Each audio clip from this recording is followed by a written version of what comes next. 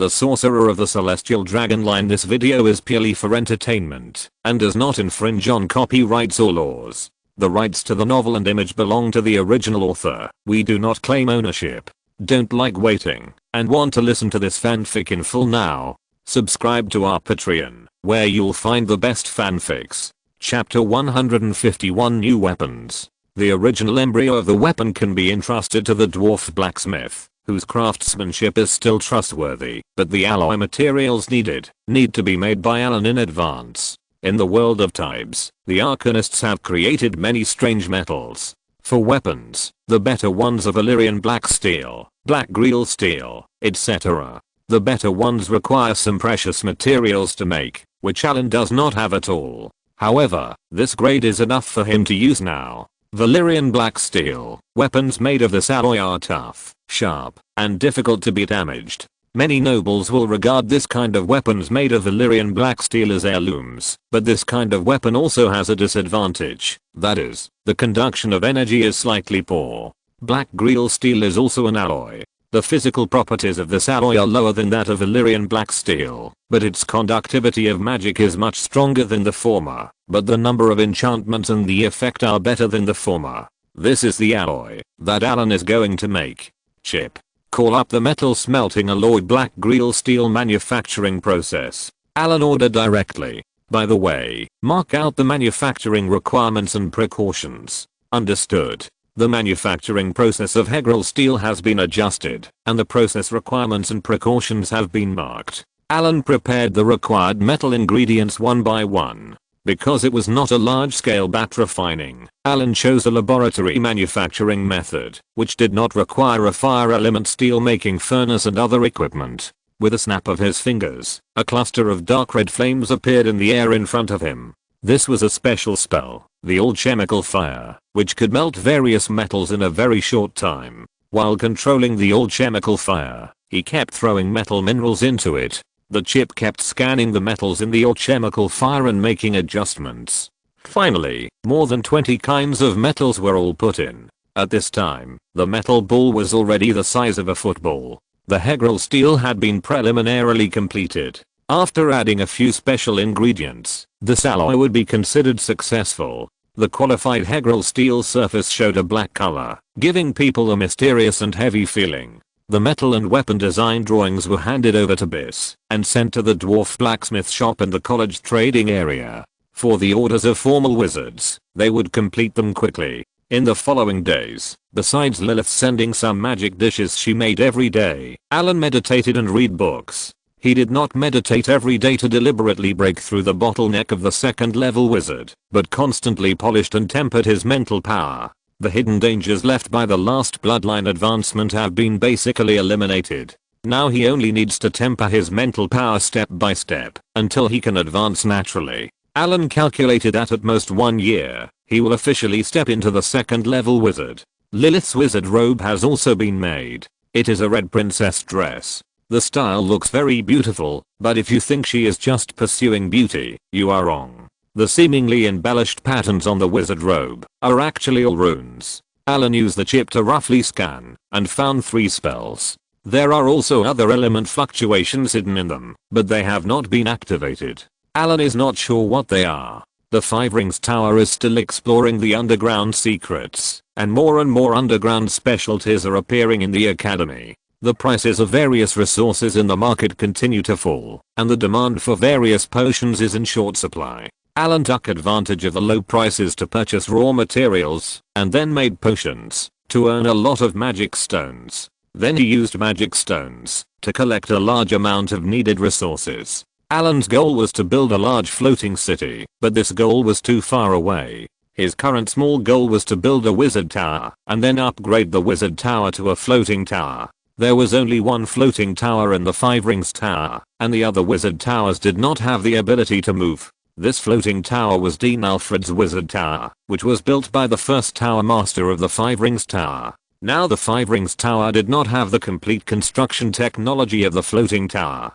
Compared with the Tebas world, this floating tower was an early technology, with a low energy conversion rate, and no strategic strike capability. Tebas's floating tower construction technology was already very mature. His cheap mentor's floating tower was a top-level floating tower, and Allen had personally controlled it. That technology was at least several levels ahead of the first generation of floating towers. The technology was there, but it was not easy to gather all kinds of resources. It would cost thousands of magic stones or hundreds of thousands of gold coins to build an ordinary wizard tower, and the supporting facilities would need to double the budget. Various puppets, rune arrays throughout the wizard tower, a complete energy transmission system, the heart of the wizard tower, the elemental pool, the brain, the tower spirit, and the guard, the golem puppet. None of these are cheap. Allen had already completed the design drawings of the wizard tower, but it seems that it is still a long way to go to build it. A week later, Allen's customized weapon was delivered. This is a weapon slightly longer than the average cross sword. The sharp blade reflects the dim light. The hilt is slightly longer than the average one-handed sword. The sword can be held with both hands or one hand. The sword jewelry is a carefully carved dragon head, and the handguard is a pair of open wings. The sword is about 3 feet long. The sword body is wider and thicker than the traditional long sword. This is to engrave more runes. The blade is very deep, there is no reserved blood groove, and the overall weight is heavy. Chip. Scan the weapon. Prepare for enchantment. A light that was invisible to the naked eye quickly swept past, and the shadow of a long sword appeared in front of Allen's eyes. The style was exactly the same as the long sword on the alchemy table. There were runes on the shadow. This was the best solution designed by the chip, which made reasonable use of every inch of space. Holding a silver white carving knife, he carefully carved on the long sword. As the carving knife moved, a spiritual light flashed in his other hand. The magic light like starlight flew out and then fell on the traces carved by the carving knife. Then the surface of the long sword returned to its original state. He took out the essence of the ancient dragon bloodline, lightly touched it with his fingers, and a trace of light golden light flashed on the red bloodline essence. With a snap of his fingers, the blood turned into silk threads and merged into the runes. The dark red light flowed on the sword body and gradually disappeared after a while. Silver white rune marks were engraved on it, and finally the last knife slowly passed through, and the whole weapon glowed brightly, and all the runes emerged from the sword. The silver white rune light flowed, and then suddenly shrank, or returned to the long sword, and the sword body returned to its plain appearance. Only from time to time, a flash of light flashed on the sword body, revealing the extraordinariness of this weapon. Chapter 152 Travel 1. Chip. Scan data. A ray of light flashed and disappeared. After a few minutes, a translucent interface appeared in front of him. Item. Dragon's Fang. Material. Black grease steel. Asian dragon blood essence. Thorium alloy wire. Weight.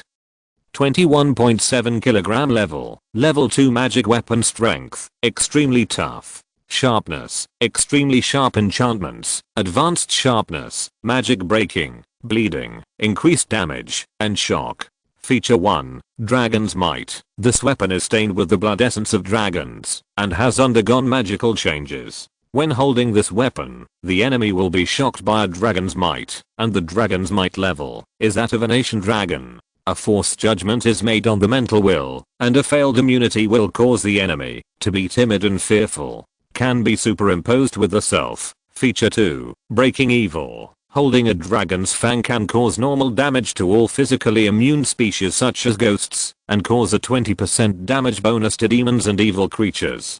Zizzy. It seems that my craftsmanship is not bad. Allen held one hand to his chest and rubbed his chin with the other hand, looking at his work on the alchemy table with satisfaction. As for the previous cross sword, it had been thrown directly into the storage room. Reaching out, the dragon's fang appeared in his hand. This weapon is close to the category of heavy weapons, but for Allen, wielding this weapon is as easy as rubbing a fireball. Since the development of the secret realm, the wizards in the Five Rings Tower have become rich. It's all tears to talk about it. Others only see the power and mystery of wizards. In fact, only wizards know that all this is based on money ability. A wizard who has no money to buy resources is far less powerful than a Krypton gold wizard. The wizard tower, all kinds of magic items, you can only watch without money. A large number of formal wizards went to develop the secret realm, and the apprentices in the academy suddenly had a lot of tasks to take on. Logistics, planting, monster material processing, and other jobs require a lot of manpower. This batch of wizard apprentices is much luckier than Allen at the beginning. In order to speed up their growth, the Five Rings Tower sells all kinds of knowledge at a 50% to 70% discount. A large number of low-level tasks are issued to make them grow as quickly as possible and make up for the shortage of manpower. I want to apply for an outing. On the second floor of the mission hall, Allen submitted an application to a staff member. This time, Allen plans to find a place to build his own wizard tower. As for building it in the academy, Allen has never thought about it. Allen Farkus, a formal wizard, has completed all the tasks this year, and the application has been approved, and you can go out. After checking Allen's information, he approved it directly. Then he lightly swiped the badge, and an access permission was added to Allen's badge, giving him the right to enter and exit the academy freely. After taking the badge, Allen turned and left. He didn't bring the little maid with him. Allen got a lot of meditation methods in T-Biss's world and picked one for her to practice. Biss's talent is really good. Allen tested her and found that she has the 4th level qualification, which is better than his previous self. Then he asked Lilith to take care of her and then left the academy in a hurry. Passing through the gate and leaving the academy, Allen flashed and appeared in a barren Gobi desert. The scavenger crows circling in the sky flew by and then disappeared from sight. These were the eyes and ears kept by the Five Rings Tower in order to monitor this area. Well, where should I go for a walk? Allen took out the map and started to check. He definitely couldn't go to the territories of several wizard organizations around him. Although he had just been pressed hard on the ground by the Five Rings Tower not long ago, his small body might have become a missing person in the past. The north was the territory of high and low witches, and the witches there were very exclusive. There were many ancient ruins in the Ghost Forest, Despair Canyon, and Shadow Mountains, which were very dangerous. There were many rare things in the outside world. This time he was not looking for resources, so he was not going to explore. The main body of the wizard tower required a lot of manpower to build in the early stage, so it was necessary to be near the city. Building a wizard tower on the mainland would soon be discovered by other wizards. After thinking about it, Allen decided to try overseas. Dozens of kilometers away, after confirming that he had left the scope of the academy, Allen immediately transformed into a dragon wing, and a pair of huge flesh wings instantly appeared from behind. The specially made wizard robe had no signs of damage. His target was Salt Island, an island located in the Eastern Sea area. There was a seaport city of Allen Port on this island. The island was formed by a volcanic eruption. A large amount of volcanic ash made the land on the island fertile and agriculture developed. There is a volcano on the island. The volcanic eruption is not frequent. The most recent one was 200 years ago. Because of the volcano, the island is rich in gold and silver veins, various stones, and even more obsidian. The main material for building the wizard tower is obsidian. The obsidian ore there is more than enough for Allen to build dozens of floating towers. The gold and silver veins are likely to be accompanied by some precious magic metals. He has to speed up. The abyss has been staring at T-Biss. If T-Biss falls, the next world is likely to be this world. Whether for himself or for T-Biss, Allen needs to build a floating city as soon as possible. With a flap of his wings, Allen instantly rushed into the sky. With the dragon wing transformation, Allen can fly easily. The real mask changed, and Allen's appearance has been disguised as a large gosh orc. As long as no spells are used, this transformation will basically exist. Salt Island is located in the southeastern sea. There is a volcano in the middle of the island, surrounded by plains and hills. The port city of Allen Port is located in the north of the island. The island covers an area of about 12,000 square kilometers and has a population of nearly 200,000. It is a medium-sized island in the southeastern coastal area. It is a transit point for the southeast route, with developed shipping and, of course, rampant pirate activities. Because it is a free port, coastal countries want to occupy it for themselves, but as the owner of the island, Earl Alder has a firm control over it.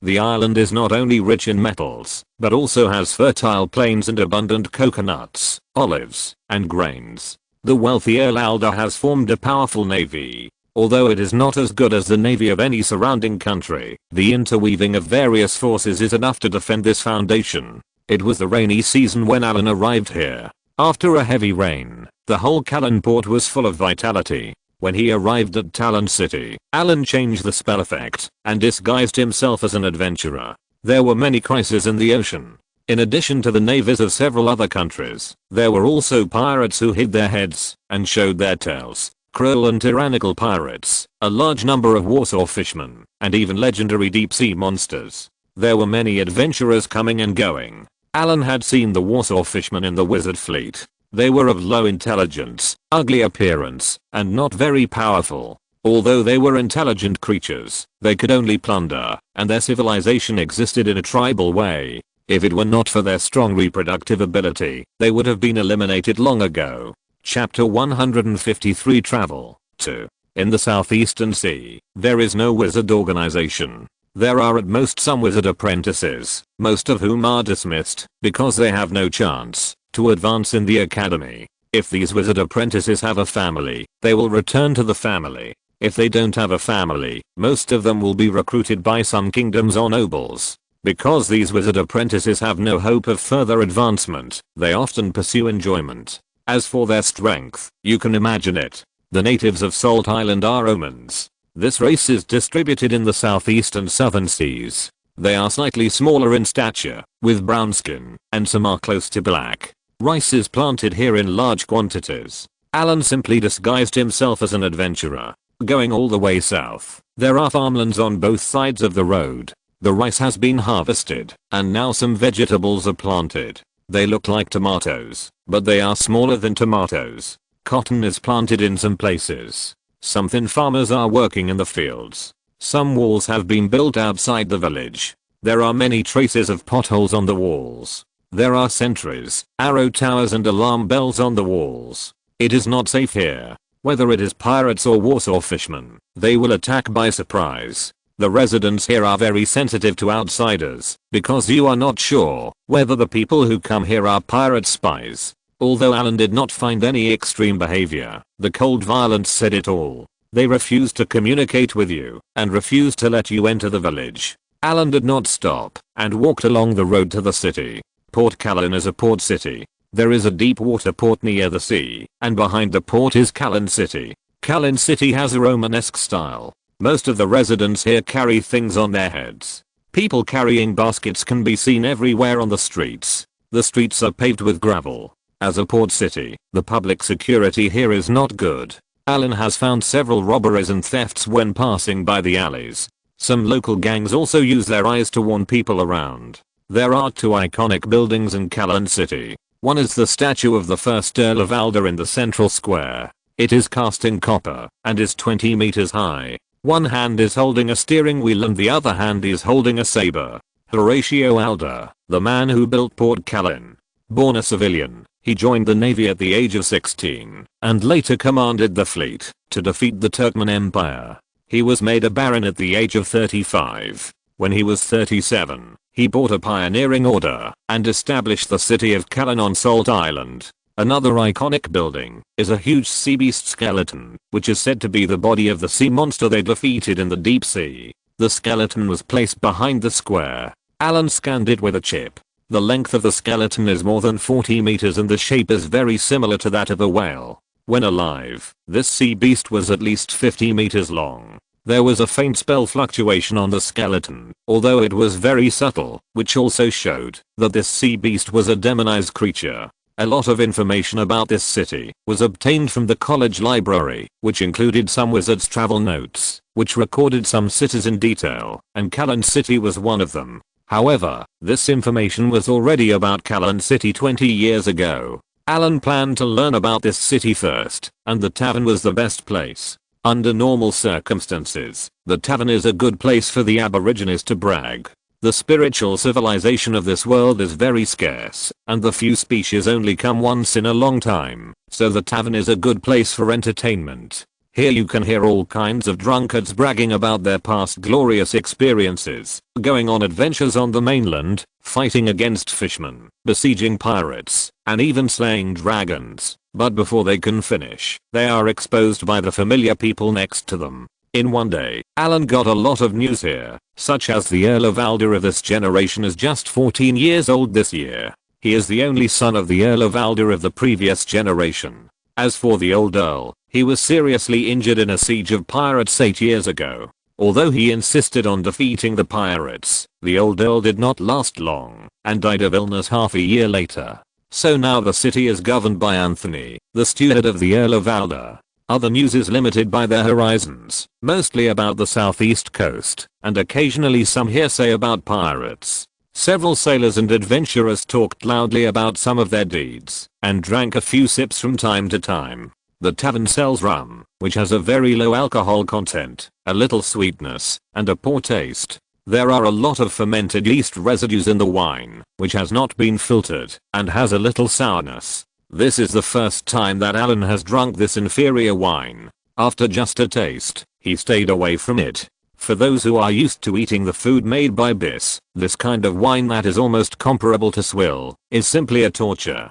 Food is even more scarce. The most are grilled fish and boiled shellfish. There is no pepper, no spices, no soy sauce or honey, only some brown sea salt. The food smells like the sea and is inedible. After getting the news, Allen didn't want to stay here for a moment. He threw down a few silver coins and turned to leave the noisy tavern. Under the bright sunshine, the salty sea breeze blew gently. On the streets of the aristocratic district, one by one, the ladies dressed in fancy clothes walked with exquisite parasols. On both sides of the road were neatly trimmed lawns dotted with various flowers. Allen appeared here with a look of interest. He was going to talk to the owner here. After all, building a wizard tower requires a lot of manpower. After walking around the noble district, it was already midnight. A luxurious carriage was heading towards the mansion of the acting city Lord Anthony. The driver was a strong man in his 20s. The carriage did not have any family emblem.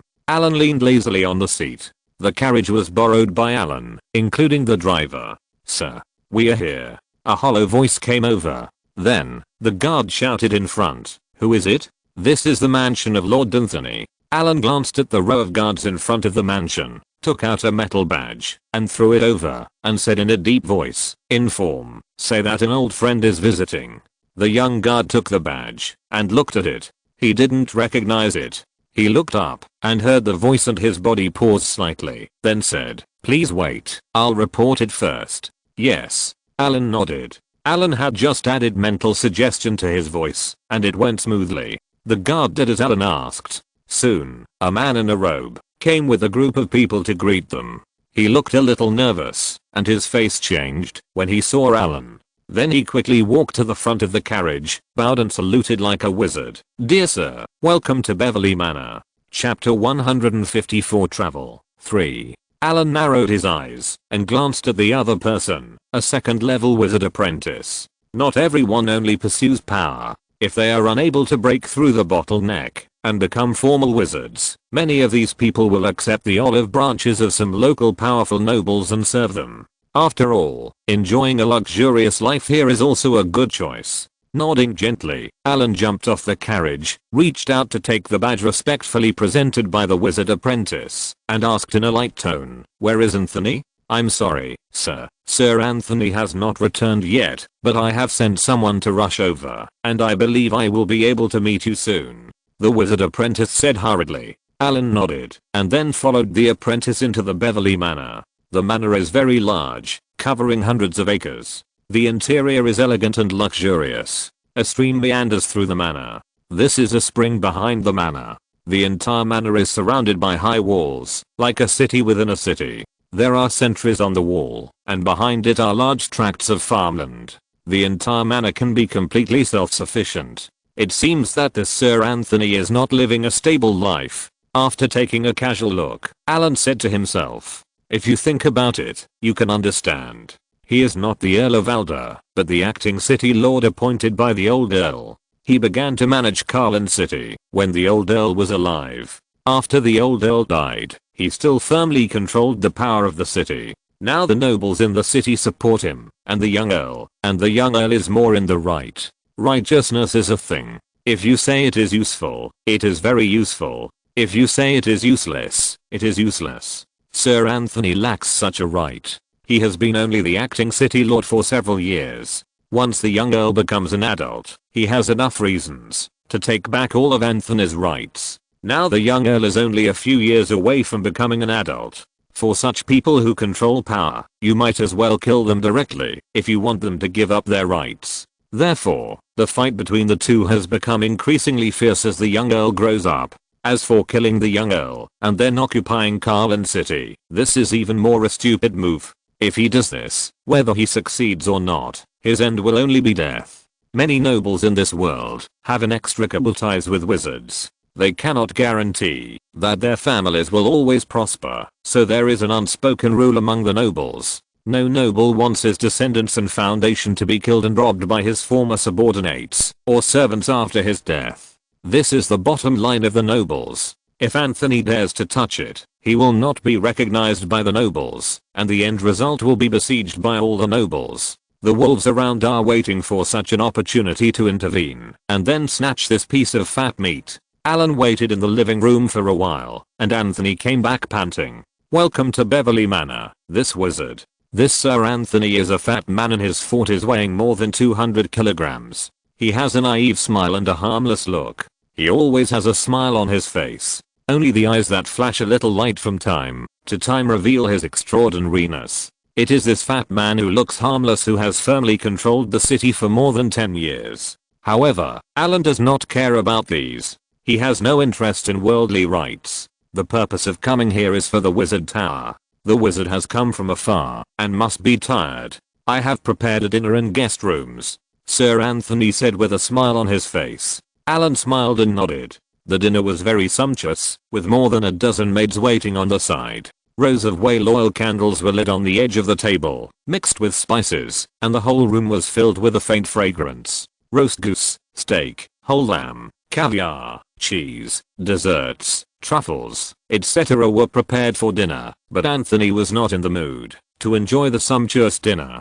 He had been secretly observing Allen. He was uneasy about the sudden arrival of this strange wizard. He didn't know Allen's purpose. Mortals always feel powerless when facing wizards. However, seeing Allen concentrating on enjoying the food, his heart was slightly relieved. Allen had already noticed his sneak glances at him, but he didn't care at all. He enjoyed the food in front of him calmly. After dinner, the two came to the study, and Allen drank a sip of tea leisurely. At this time, Anthony was a little restless. Seeing Allen put down the cup, he asked, "Where are you from?" The candlelight in the study flickered, and Sir Anthony's face was a little uncertain. Allen leaned back in his chair casually, his eyes wandering around the room. Then he said easily, "I'm from the Five Rings Tower." Hearing the words Five Rings Tower, Anthony was shocked again. He knew exactly what power this name represented on the East Coast. This was the strongest wizard organization in the entire Eastern continent. Anthony had already tried his best to guess Allen's identity, but he didn't expect where he came from. He was more and more awed. This sea area has not been occupied by other wizard organizations. There are only some wizard apprentices. The Five Rings Tower sent people here. Could it be that they want to take this place into their pockets? Anthony instantly imagined in his mind that Allen came here specifically to prepare to take this area back to the Five Rings Tower. "What do you want to see me for?" Anthony asked cautiously. Allen swung his legs gently and glanced at the tea, as if thinking about something. The room fell into a strange silence. Finally, when he saw Sir Anthony was sweating profusely with nervousness, Allen put down the teacup. Click. A snap of fingers came. Allen looked at Sir Anthony and smiled slightly. "Don't worry, it's a good thing for you. I'm going to build a wizard tower here. I need you to provide manpower and some materials. Of course, in exchange, I will give your family a promise, or I can take in a child with wizard qualifications in your family as an apprentice in the future." Hiss. Anthony was surprised at first, and then he took a breath of cold air. He was already happy to hear a promise. The promise of a formal wizard from the Five Rings Tower was enough to ensure the prosperity of his family for hundreds of years. But then he heard that Allen was going to build a wizard tower, and he couldn't help but take a breath of cold air. As a qualified noble, he knew the money it would cost to build a real wizard tower, which would almost empty most of the family assets of the entire Carlin City. The various materials required were almost astronomical. However, considering the promise of a formal wizard, he was still ready to bite his teeth and agree. After all, the promise of a formal wizard is not so easy to get. If you miss this time, you may never meet it again. After all, if you want to get something, you must pay the corresponding price. This is fair. Chapter 155 Wizard Tower 1. Don't worry, you only need to be responsible for manpower and mining ordinary materials. I will provide money for the purchase of other materials, Allen said lightly. With Anthony's strength alone, it would take decades to build a wizard tower. Hearing this, Sir Anthony breathed a sigh of relief. The cost of building a wizard tower was really too high. Nodding and agreeing, Allen took out a long list from the dimensional bag and handed it to Sir Anthony. Although he had prepared it, he still took a breath. The amount of steel alone exceeded the iron output of Callan City for several years. What's more, the iron material is just begun, and it needs further smelting to become steel. In this era of underdeveloped technology, the output of steel has always been very low. In this era, steel is weapons and armor. If you want to obtain so many strategic materials, money alone is far from enough. The rest are more of various stones, which are easy to deal with. Obsidian is abundant in Salt Island, and marble is also abundant, so as long as there are enough people, it can be solved. Sir Anthony thought for a moment, then gritted his teeth and said, I understand. I will send someone to help Sir Allen gather these things, as soon as possible. Well, since you agreed, my promise will take effect. This ring is for you. Allen nodded, took out a black ring, and handed it to Sir Anthony. This ring comes with 3 energy fields. I have charged it. When you encounter danger, you can use a specific spell to activate it. This is to ensure your safety. It is also my token. Keep it. Finish the preparations as soon as possible. I hope to see my wizard tower start construction as soon as possible. Allen ordered directly. Yes, sir. I will prepare this matter as soon as possible. As for the address of the wizard tower, where do you plan to build it? Sir Anthony promised. With a crisp snap of fingers, a huge projection appeared in the air with a burst of magic power. It was a panoramic map of Salt Island. Without looking at Anthony's shocked expression, Allen pointed to a shining spot and said, that's the location. This was a place Allen had scouted long ago. It was a ground vein node in a valley. Not far away was the mining area of Callan City, which was very convenient. After the matter was resolved, Allen went directly to the guest room and waved away the 2 women who stayed to serve him. Allen directly posed for meditation. During this period, Allen felt that his mental power was no longer growing. I believe that after a while, he will naturally break through to the 2nd level wizard. Early the next morning, Allen came to the valley, where the wizard tower was going to be built. He cast a few spells and easily leveled the land. At noon, Anthony had sent people to transport the first batch of materials, and the first batch of craftsmen who were organized were also in place. The design drawings of the wizard tower had been prepared long ago. These craftsmen will work here in the next 1 or 2 years, so they need to build the house first. As for the materials, with the transportation capacity of this era, there is just 1 ton of various materials. Calling the responsible craftsman leader over, Allen handed him the foundation planning drawings of the wizard tower and asked them to officially start construction. Fortunately, Anthony actually recruited several dwarves. These dwarves are not only mining experts, but also masters in building buildings. This can greatly reduce Allen's work, and with these dwarves, the progress will be much faster. In order to speed up the progress, Allen decided to upgrade the various tools here. The construction methods of this era are still in a very backward state. There are no human cranes, no pulleys, and even some simple machines. It is unknown how long it will take for these people to carry them on their shoulders until the wizard tower is built. Allen found several skilled old craftsmen and directed them to start building simple machinery. They used the principle of levers to make human cranes and used pulleys to build simple cranes. Soon all the necessary tools were made, and Allen asked these old craftsmen to lead other workers to build a large number of mechanical equipment. Then they came to the designated area of the wizard tower. The bottom area of the wizard tower was close to 700 square meters. These places were just the initial size. When the wizard tower was completed, Allen would carve space rune arrays inside to directly expand the space inside. The location of the ground vein nodes also needed to be calibrated, and obsidian was needed to build a huge energy network. Allen, who was building a wizard tower for the first time, was busy all day and night. This group of craftsmen had no experience in building wizard towers at all, and Allen needed to teach everything little by little. As time went on, Sir Anthony sent a steady stream of manpower and materials, and Allen's money began to flow out continuously. Although gold is also an all-chemical material, there are many materials that can replace gold, so Allen didn't care about the reduction of excess gold.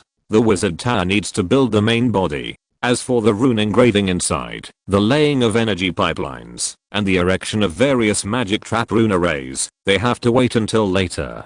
These can only be done by Allen himself. These craftsmen don't have these skills. At this time, if a large number of wizard apprentices are needed, Allen's work will be reduced by half. Many simple jobs can be done by wizard apprentices, but without the support of the academy, Allen can't find a large number of wizard apprentices. With the use of a large number of engineering machinery, the construction speed of the wizard tower is constantly accelerating. The wizard tower uses a lot of steel as support. The steel sent by Anthony did not meet Allen's requirements. Only a small amount of high quality steel is qualified. This is the limit of this era. Allen had to use spells to refine it again. At the same time, he took out all kinds of metal ingots from the underground world. The wizard tower needs to use a lot of magic steel. These steels need to be processed again. Ordinary steel cannot meet the requirements of the wizard tower. A qualified wizard tower can increase the strength of a wizard several times.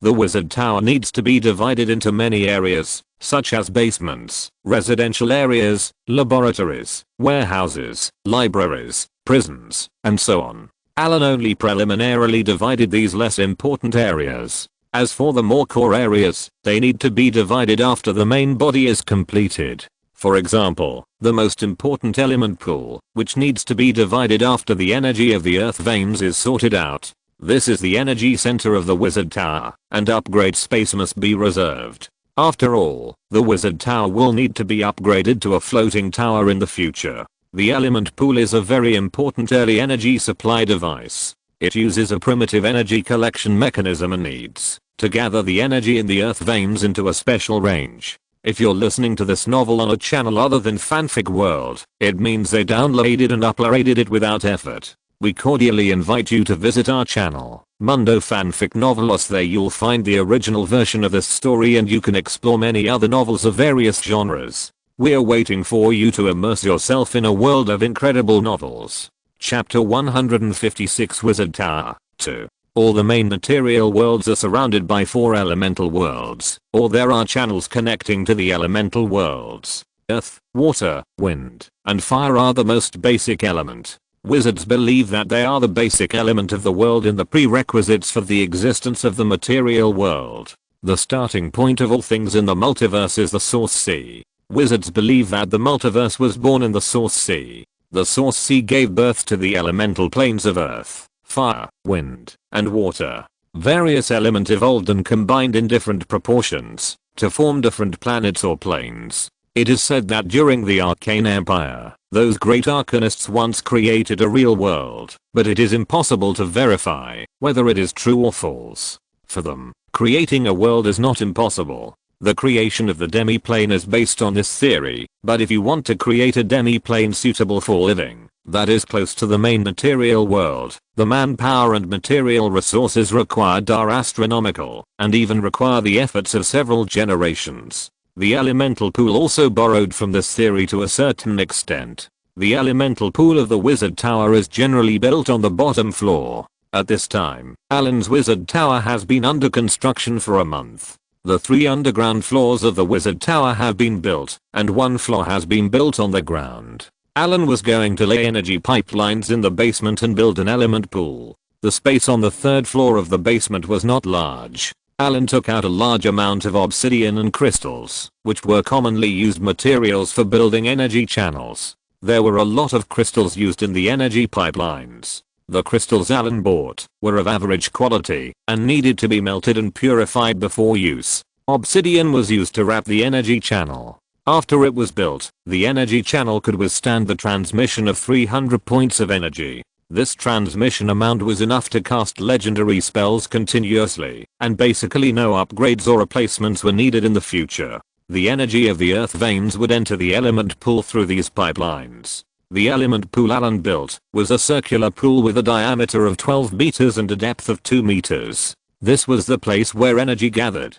The entire pool was paved with obsidian, and then melted miser magic steel, and coated on the surface. An energy gathering array was engraved on the periphery of the element pool, which could continuously gather energy into the element pool. This array used a lot of precious materials, and the quality of the energy gathering array affected the speed at which the element pool gathered energy. In the element pool alone, Allen consumed 1/5 of the various rare materials he had accumulated. He rubbed his sore shoulders. It was hard work to engrave the magic array on it. There were already thousands of runes on it, some to gather energy, some to stabilize energy, some to strengthen the element pool, and so on. These were just basic magic arrays. He snapped his fingers, and a faint blue elemental fire appeared in Allen's hand. With a light tap of his other hand, the wizard's hand controlled various metals to begin smelting. Pieces of rare metal slowly turned into liquid, and finally, a ball of silver white liquid appeared in front of Allen. He guided the metal liquid to slowly flow into the engraved rune array. As the last drop of metal liquid entered, a faint spiritual light spread, and the rune array on the element pool was completed.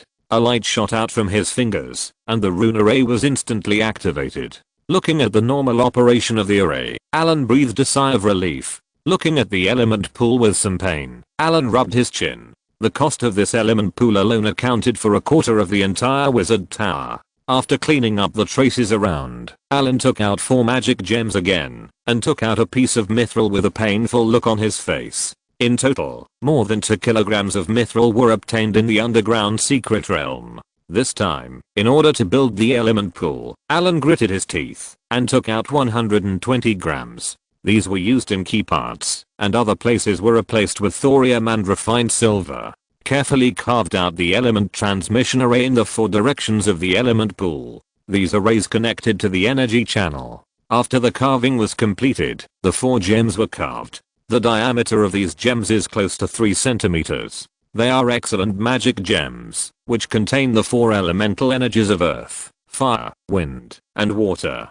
Topaz, ruby, emerald, and sapphire represent the 4 element. Then they performed sacrifices separately. Then 4 tiny space cracks appeared around the element pool. Through the twisted space cracks, one could vaguely see the world on the other side. The light blue wind element, a lot of thunder and lightning. This is the wind element plane, an endless deep blue. That is the water element, as if it is the legendary abyss purgatory with flames everywhere. This is the fire element plane, and the last piece of deep khaki. This is the earth element. As the element planes were successfully connected, the 4 element flowed into the element pool like a trickle, and the element converged into pure liquid energy, and the element pool began to work. The 4 element planes also disappeared. The element pool began to gather energy at a speed visible to the naked eye. After a while, a layer of transparent liquid appeared in the element pool. This element pool can hold up to 30,000 energy points, which is larger than that of Allen's mentor Uganda. The entire element pool is enough to maintain the energy consumption of the entire wizard tower. With the establishment of the element pool, the concentration of element around it began to increase, and the range began to spread. Allen calculated that the range that such an element pool could eventually affect was about 500 meters in radius from the center. The abundant element concentration could greatly increase the casting speed of the caster, increase the power, and reduce the difficulty of casting. The active element particles around would speed up the magic recovery effect of meditation. Taking a deep breath of the air full of elemental breath, being in the range of the element pool was like coming from a drought area to the seaside, and every cell was breathing the rich element in the air. Wizards don't like to go to areas with a lack of element, because it makes them feel that their bodies are covered with a layer of shackles. The elemental water in the element pool is also an all-chemical material, and even in an emergency, it can be directly drunk to restore magic, but this practice is limited to critical moments. After all, the human body is a flesh and blood body, and cannot quickly absorb high concentration elemental water. If it is drunk directly, a large amount of elemental energy will accumulate in the body. As time goes by, the concentration of element in this area will continue to increase, and it will eventually evolve into an environment like an ecological park. However, compared to the ecological park of the Five Rings Tower, the concentration of element here will definitely be higher.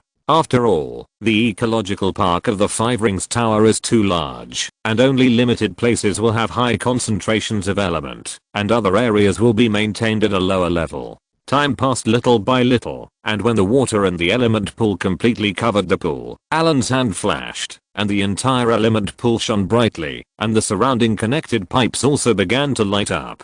A stream of energy flowed out of the element pool, and began to stretch around along the energy pipes on the ground. Runes continued to light up, and finally all the runes in the basement were lit up.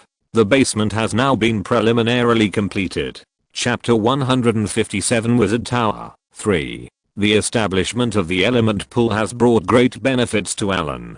First of all, with energy, the wizard tower can build puppet golems. These puppet golems are good materials for work. They will not complain about hardship or tiredness. They are all powerful, have no sense of pain, are not afraid of death, do not need rest, do not need pensions, and are always loyal. They can not only build, but also guard the wizard tower. This is the best assistant for wizards. The lowest level of golems is clay golem puppets. This kind of golem has low combat power, and can mostly only be used for cleaning and carrying goods. It has low combat power. Allen did not choose this kind. The next level of golems is rock golems. This kind of golem already has strong combat capabilities, a rock body weighing several tons, powerful strength, extremely high defense against physical attacks, and relatively low cost. It can be said that it is a golem with a relatively high cost performance. Rock golems have many differences in the golems made according to the different rocks used. Ordinary granite golems have low spell defense, but high physical defense. Obsidian golems have good spell resistance and good physical defense, but the cost is 20% higher than ordinary granite golems. As for the more advanced steel golems, Allen does not plan to equip them in large quantities now. This kind of golem is very expensive. He plans to build 2 to guard the wizard tower, and then manufacture them in an organized manner when he has money in the future. The highest level golem recorded in the Five Rings Tower and the Tebas world is called the Diamond Golem. This golem is a legendary golem, and is extremely expensive. However, the high cost is also worthy of its strong combat power. This golem is immune to 90% of physical spell damage, and has amazing attack power. Adult dragons are not its opponents in melee combat. However, this level of golem can only be imagined now. Even the Five Rings Tower does not have a golem of this level. Allen is going to build 2 teams of granite golems. The weight of the granite golem is about 2 tons. The main material is granite. It needs to be enchanted with some rare materials. Allen has never made a puppet golem before. This thing is very similar to the intelligent robot in the previous life. The body of the puppet is granite, which needs to be carved by Allen. Because there are many craftsmen, Allen directly took out the outline drawings and asked the stonemasons to carve it. After all, they are professionals. The granite golem is just a simple human figure.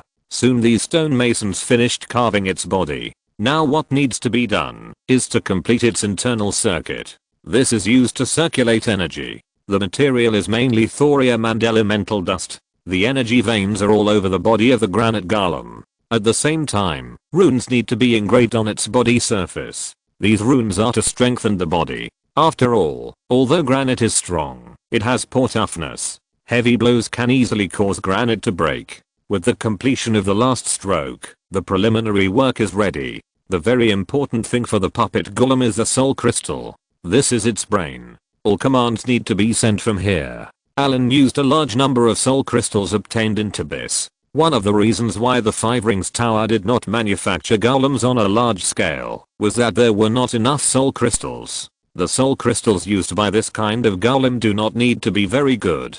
He took out a grey soul crystal. Allen lightly tapped his finger and a ray of light shot towards the soul crystal. There were some memory fragments of life left in the soul crystal. They needed to be cleared when used to avoid the soul core from falling into chaos after activation. Allen then began to build the template of the soul core. The initial soul template was very simple, but it could be loaded when needed. Soon a soul core was successfully built. This soul core only has simple intelligence and can complete some simple operations. They do not have any thoughts of their own and will only follow the instructions of the master. The higher the level of the soul crystal, the higher the intelligence of the soul core produced. He took out a crystal ball and placed the soul core in it. There were many runes engraved on the crystal ball. This was to protect the soul core. After all, the soul crystal was not very strong. After placing it in place, with a flash of magic light, the soul core was saved inside. In the basement, 3-meter tall granite statue stood silently.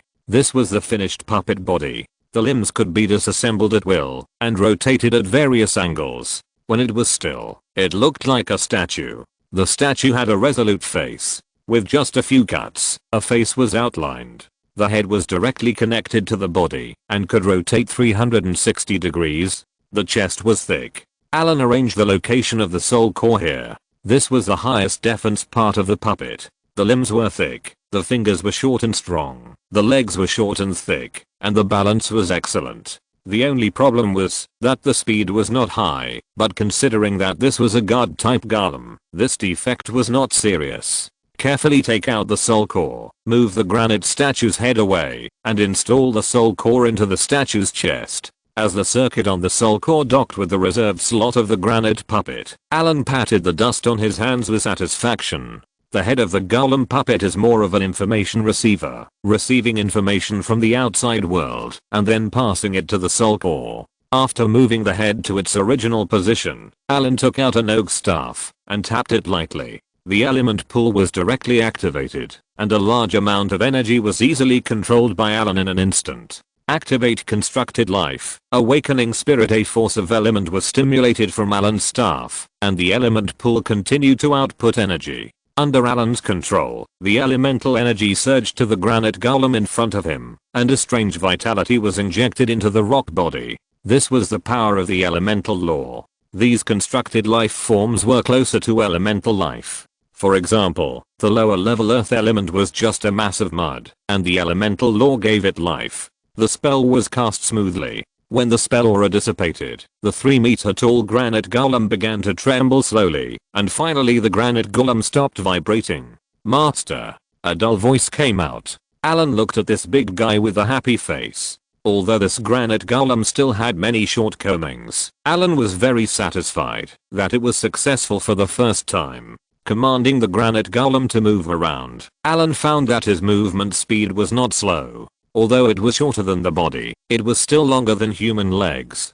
Move these things over there. Allen pointed to some stones nearby, and the granite golem went over to move the things. After a series of tests, the granite golem could distinguish simple commands, such as attacking, moving supplies, and patrolling back and forth. It could not do some delicate work, such as carving and writing, and could not understand these commands at all. Although there are many shortcomings, it can already be used. Chapter 158 Wizard Tower 4. The activities of the constructed golem require energy. There are generally two types of golems. One type uses magic stones. After the magic stones are consumed, it will enter a dormant state and needs to be replaced with magic stones. The other type is the charging type. This type of golem is mostly used in conjunction with the wizard tower. Each time it is charged in the element pool, it can then fight or work. Both types have their own advantages and disadvantages. The golem using magic stones is not restricted by the wizard tower. It can be used anywhere, as long as there is magic stone. Moreover, it is not limited to wizards, but even ordinary people can use it. The disadvantage is that it consumes magic stones. The second type can only move around the wizard tower, and only wizards can use it, without consuming magic stones. Generally speaking, the golem puppets sold to the outside world are the first type, and the second type belongs to the wizard tower configuration. The complete golem has many abilities: dark vision, constructed life, immunity to all mental spells, immunity to toxins, immunity to sleep, paralysis, dizziness, petrification, deterrence, plague, instant death effects, immunity to various aura effects, no fatigue, no attribute damage, and immunity to energy absorption by energy absorption.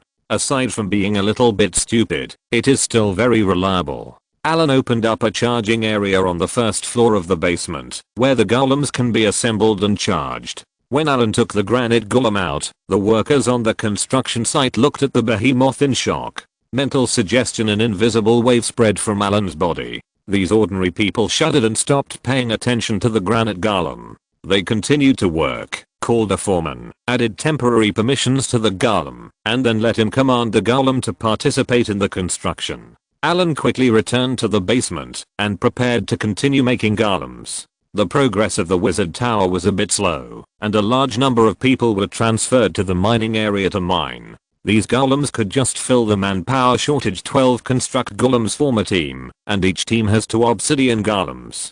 Allen made a total of 24 construct golems, and the progress of the wizard tower has accelerated again. Although there are only 2 teams of rock golems, it is still possible to fight against several second level wizards. However, it is very difficult to kill them. After all, the speed of rock golems cannot catch up with wizards. However, when the wizard tower is built, and the forbidden air and forbidden magic field is opened, wizards with a lower level than Allen will be directly destroyed. The combat power has increased a lot, but Allen's dimension bag is already half empty. The construction of the wizard tower consumes a lot, but the remaining materials should still be able to complete the construction of the wizard tower. However, the next upgrade to a floating tower requires collecting materials again. Time passed quickly. In a blink of an eye, 2 months passed, and the main body of the wizard tower was finally built. There are 3 floors underground in the wizard tower. The first floor is used as a storage room, the first floor is an element pool, and the last floor is the prison reserved by Allen.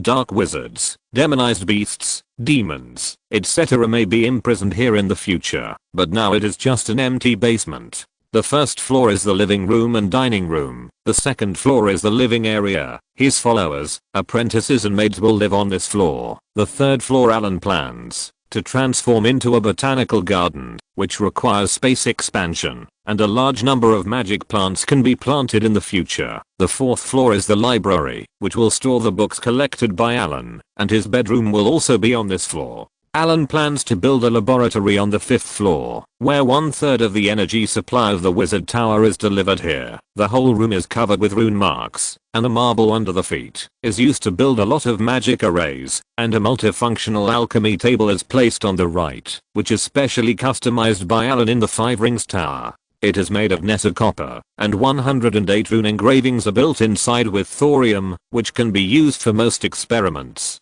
The 6th floor is divided into many small rooms, each of which is a meditation room, which is directly connected to the element pool, and the energy supply can be adjusted according to demand. The 7th floor is prepared to reserve tower spirits and constructed puppets. In the future, the wizard tower will be controlled by tower spirits. High-level tower spirits are difficult to make, and Allen is not sure about making them yet. As for the legendary tower spirits, only legendary wizards can make them. The future constructed golems will also be controlled by the tower spirit. Allen can't stay in the wizard tower forever, so the tower spirit is needed to look after the house. The 8th floor is a reserved space, which has not been built yet. The 9th floor is the astronomical table. Allen is going to install a killer weapon on the astronomical table. This is the technology that Allen obtained in the world of Tibis. The magic crystal superconducting element annihilation cannon is at the same level as his mentor Uganda's magic crystal glacier freezing cannon, and it is much more powerful. However, this killer weapon is still on the drawing board. The attack trajectory of the magic crystal cannon presents a straight line. Its style is very similar to that of a laser. This straight line attack is powerful and fast.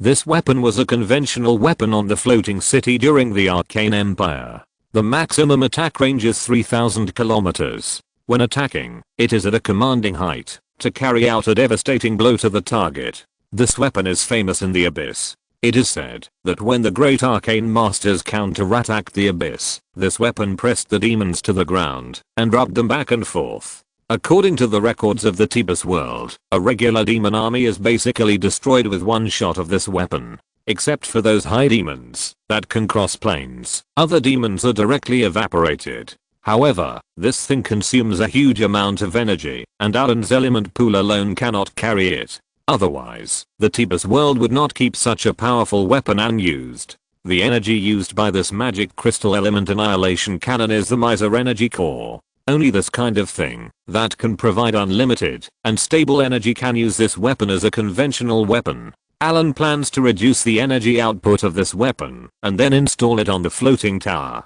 Not to mention destroying a demon army at a time, but destroying 1/3 is still possible. The main material of the magic crystal element annihilation cannon is mithril, so if you want to make it, you must have a large amount of mithril ore. Allen has only found a small amount of mithril in the underground secret realm in the wizard world. As for other areas, they have either been dug up by others, or have not been discovered yet. Legend has it that there are even rich mithril mines in the astral world, and the content of mithril is comparable to that of silver mines, gold asteroids, and star iron. However, it is too far away. To explore the astral world, you need to be a legendary spellcaster at least. Only at this time can you walk in the astral world, and legends must be careful in the astral world, otherwise they will fall there. Those who can explore the astral world are called astral mages. There are many rare materials in the astral world that are not available in the material plane. The astral dust, a material unique to the astral world, is needed in many magical creations and can only be obtained in the astral world.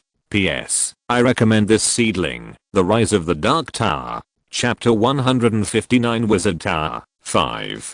High-level legendary wizards can become explorers of the astral plane. The astral plane is different from the material plane. This is a special plane. It is located outside the material plane and wraps up the entire material plane. The astral plane has a wide range. It is also connected to other planes, such as the abyss, the kingdom of God, and many other planes. There is no air or land in the astral plane. It is almost infinitely vast and filled with an energy called source matter. It can be understood as the universe outside the earth, but it is different from the universe. The astral dust is floating in this vast astral plane, but this thing is too small. It can only be seen by the naked eye when it gathers into the sand of the astral plane. It is a silver white river, boundless. There are also residents in the astral plane, such as the Githyanki, the Mind Flayer, the astral beasts, the astral whales, and other astral creatures. It is very dangerous for wizards to go to the astral plane. The Githyanki belong to a bandit race. They live in huge interstellar battleships and even interstellar fortresses, and often go to other material planes to plunder. The interstellar giants, the celestial whales, are all extremely huge creatures. Adult celestial whales are said to be tens of kilometers in size. They are descendants of the giant Leviathan. Celestial whales are docile in nature.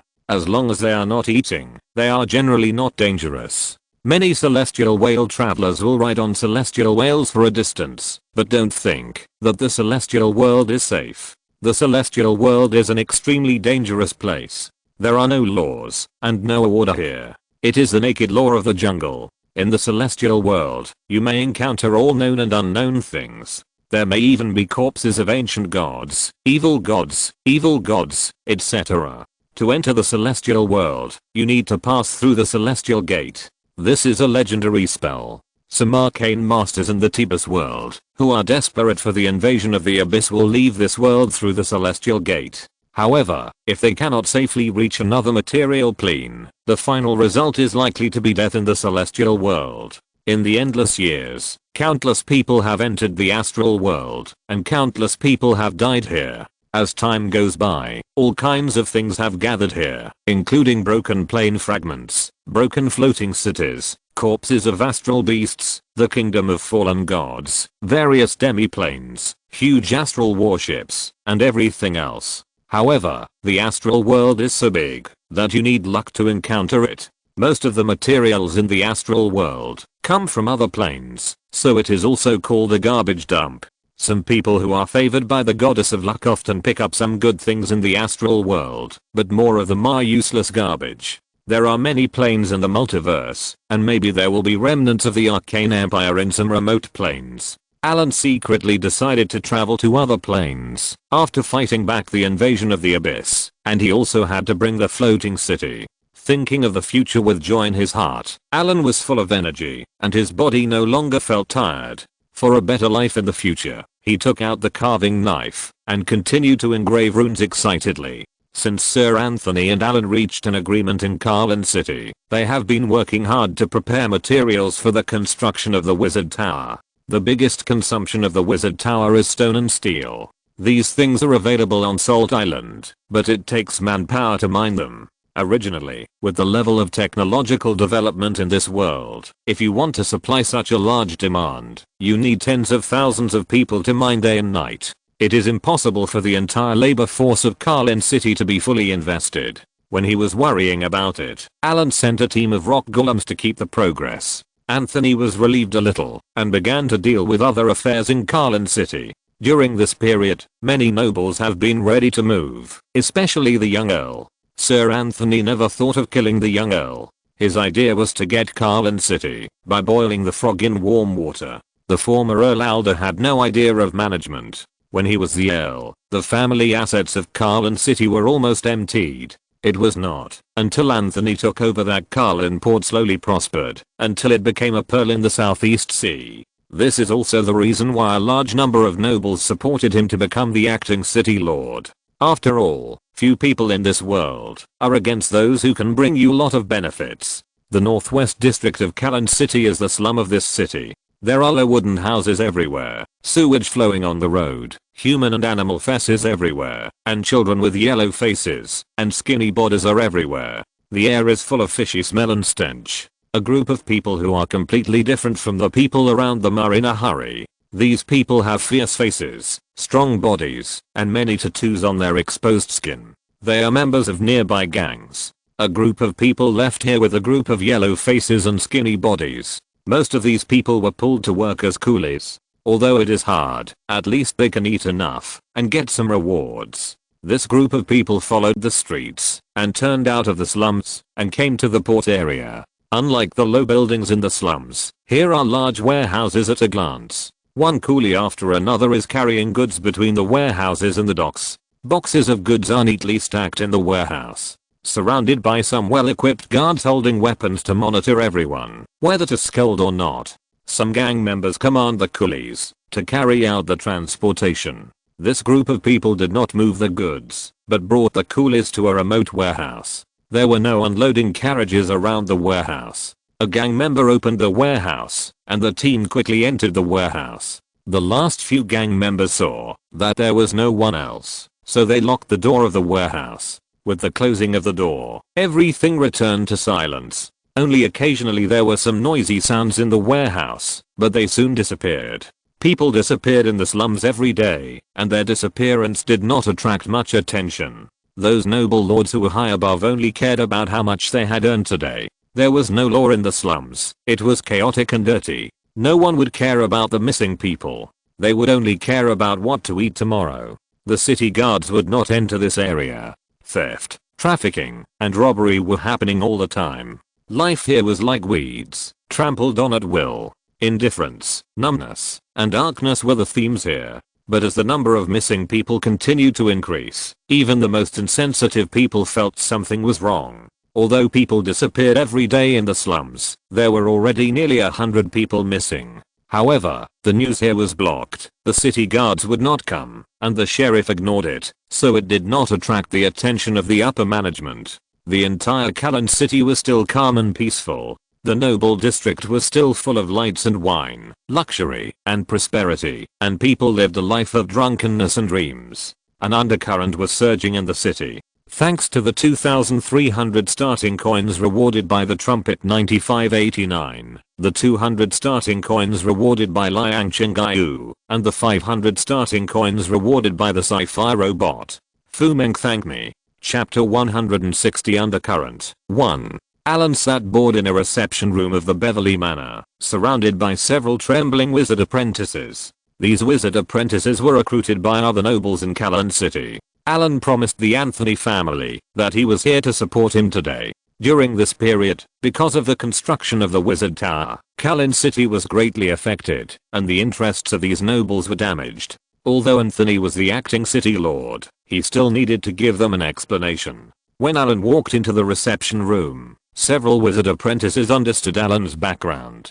At first, they thought Anthony had recruited a wizard apprentice and wanted to weigh him, but after entering, they found that this elemental fluctuation was only available to formal wizards, and they all became obedient in an instant. Allen did not even look at these wizard apprentices. After showing up this time, he believed that these nobles would be honest. The main construction of the wizard tower has been completed, and the internal construction has just begun. He has no time to argue with these nobles. Thinking about how to carve the runes as soon as possible after returning, Allen was not interested in the banquet, but since he had promised Anthony he would stay until the banquet was over. Anthony stood in the hall with a red face, his spherical body wrapped in a gorgeous dress, which was so tight on his body that it looked as if a sneeze would burst it. The surrounding area was full of nobles of all sizes in Carlin City. Since Allen showed up, this group of nobles who got the news changed their attitudes immediately and no longer cared about the problem of the dock being occupied and their interests being damaged. One by one, they praised Anthony and threw gorgeous words at Anthony without paying any money. Anthony, who had been a little overwhelmed during this period, enjoyed the flattery of the nobles around him. Today, not only the nobles who supported him came, but also the neutral nobles and the nobles who supported the little earl were present. These people have now completely abandoned their own positions and started to chase Anthony. If you are still short of steel, my family has an iron mine. Tomorrow I will order them to deliver the iron ingots as quickly as possible. The sea trade is busy and ships are in short supply. I will free up the family's fleet to serve the wizard. This is the honor of our Karen family. Sir Anthony, can you introduce them on behalf of me, so that my family can also do our parts for the wizard? A gentleman with a cane asked with a smile. These damn vampires, seeing my family and the wizard in touch, are like flies that smell blood, and they can't be driven away. Anthony is disgusted, but he can't refuse, because the wizard needs all kinds of materials. If he knows that he refuses, he will cause the wizard's anger, and he can't bear it. Although he can't refuse, it doesn't mean that Anthony will introduce them to Allen. As for those resources and fleets, the wizard wants to use them. Do you dare to refuse? However, this is obviously too ugly, but as a noble, he is still very skilled in pretending to be flattering. Baron Karen, you know that the wizard's time is very precious. I can't introduce you to the wizard, but I will report the steel and fleet you contributed to the wizard. As for your wish to see the wizard, I will convey it on your behalf. As for whether the wizard sees you or not, it is not my business. Anthony smiled and took a sip of wine. The bright red wine dripped down his fat round face onto the expensive dress. He smiled and said to Baron Karen. Then he turned to talk to another noble, leaving Baron Karen with a disappointed look. Sir Anthony, my family is willing to provide 100 slaves for the wizard. Please convey it on your behalf. Sir, I have a family heirloom left by a wizard among my ancestors. I want to present this treasure to the wizard and hope that the Lord will introduce it. Sir, a group of nobles surrounded Anthony and kept showing their courtesy with a clear purpose of wanting to have some relationship with the wizard, but Anthony would not easily reveal his trump card. Just as Sir Anthony was surrounded by this group of nobles, in a remote warehouse at the dock of Port Calling, a group of black-robed men were looking at the central altar with fanaticism. The altar was full of broken limbs and arms, and it was extremely bloody. An evil aura permeated the surroundings. A black-robed man in the lead was bleeding a dead man, and then threw him next to the altar like a rag. Two moons in the sky began to slowly intersect, and a ray of moonlight shone on the black-robed man. With the help of the moonlight, it can be clearly seen that the skin of this man exposed outside exudes a black metallic luster, which is a piece of hard scales. The black-robed man slowly raised his head, and two curved goat horns appeared on his head, and his eyes flashed with a fascinating red light. The black-robed man chanted an unknown spell, which became clearer and clearer as time went by. The black-robed men around him began to recite loudly, and the originally buzzing sound finally became deafening. Great Master, Supreme Lord, we are offering sacrifices to you today. Thank you for your generosity. We are reborn. Son of Chaos, Lord of Lava, we praise you. Thanks to your mercy, we will return to your embrace and gain eternal life. As the black-robed man shouted, the movement here finally alarmed the patrolling city guards. There were bursts of rapid knocks on the door, but the special door firmly blocked them outside. The altar began to flash red, and an evil aura descended. The bloody light illuminated the entire warehouse. The group of black-clothed men looked at the scene in front of them with fanaticism, and their words did not stop at all. Along with the praises of the black-clothed man and his companions, the flesh and blood on the altar quickly decayed and disappeared, and the corpse rotted at a speed visible to the naked eye, and finally turned into ashes. A red light emerged in the altar, and then quickly expanded and grew, as if it had life, and a sulfur smell spread out. As the red light shone, the bodies of the men in black began to swell, their muscles continued to grow, and scales with a metallic luster appeared on their bodies. The loose black robes were already bulging, and with their breathing, a sulfur smell began to emanate from them. Their figures also began to grow taller, and their heights gradually broke through 2 meters, and the leader was already 2.5 meters. The red light gradually dissipated, and a compelling aura emanated from these people. Oh no, now they can no longer be called people, but from these monsters. The door of the warehouse finally became shaky after continuous collisions. Soon, with a loud bang, the entire door was pushed to the ground, dust was raised, and a group of city guards holding swords and wearing armor rushed in directly. Chapter 161 Undercurrent 2. Beverly Manor. A waiter hurried over and whispered something to Anthony. Anthony looked a little surprised. After confirming again, he waved his hand and asked the waiter to leave. He turned around and announced to the nobles around him, "Ladies and gentlemen, I have good news to tell you. The owner of our Allen City, the great pioneer, the guardian of Salt Island, our hero, the heir of the Alder family, Earl Curry Alder, is coming to attend our banquet. Let's go and welcome the distinguished Earl." As Anthony finished speaking, the noisy venue quieted down, and then a buzzing sound came over. Sir Anthony looked at the people who were talking with a smile on his face. He did not stop them, nor did he urge them. He held a glass of wine with his carrot-like short fingers and tasted it. His squinted eyes were shining, and he looked at everyone in the venue with a smile. A noble standing next to Anthony slowly approached Anthony, and then whispered, "Respected sir, the master of Allen City, I think you can talk to Earl Alder today. Your achievements are enough to officially take over the city, not just the acting city lord." Anthony narrowed his eyes slightly, and said with a smile, "Baron Fred, I remember you have something to offer to the wizard, right? I will fight for the opportunity for you." As he said that, his fat palm patted Baron Fred's shoulder vigorously. Hearing Sir Anthony's words, Baron Fred was delighted, nodded vigorously and said, "Respected sir, I will always support you. The current prosperity of Allen City is all your credit. I will propose to the Council of Nobles that you take over as the manager here. Let's talk about this later. Now we need to greet our distinguished young Earl first." Anthony put down the wine glass in his hand, and then walked out first. Seeing Anthony's actions, the group hurriedly followed. The group surrounded Anthony to greet the young Earl, and then the banquet continued.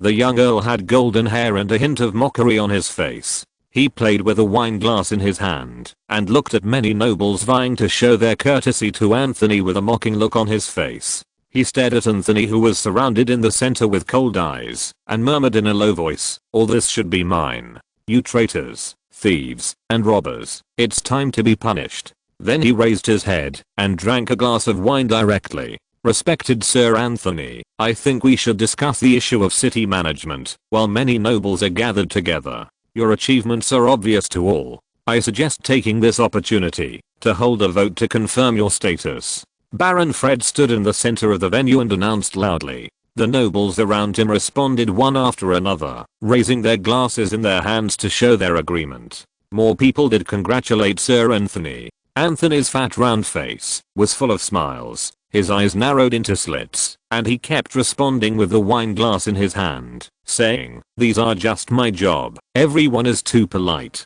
Since everyone has no objection, then let's start voting." Regarding Sir Anthony's official takeover of the manager of Allen City, who has any objection? If not, then I will formally announce on behalf of the Noble Council that Sir Anthony— Wait a minute, I have an objection. A crisp voice came, interrupting Baron Fred's next words. "Who is talking?" Baron Fred, who was interrupted, was very angry and shouted directly, "It's me, I have an objection." As the crowd parted, the figure of the little Earl appeared in front of him.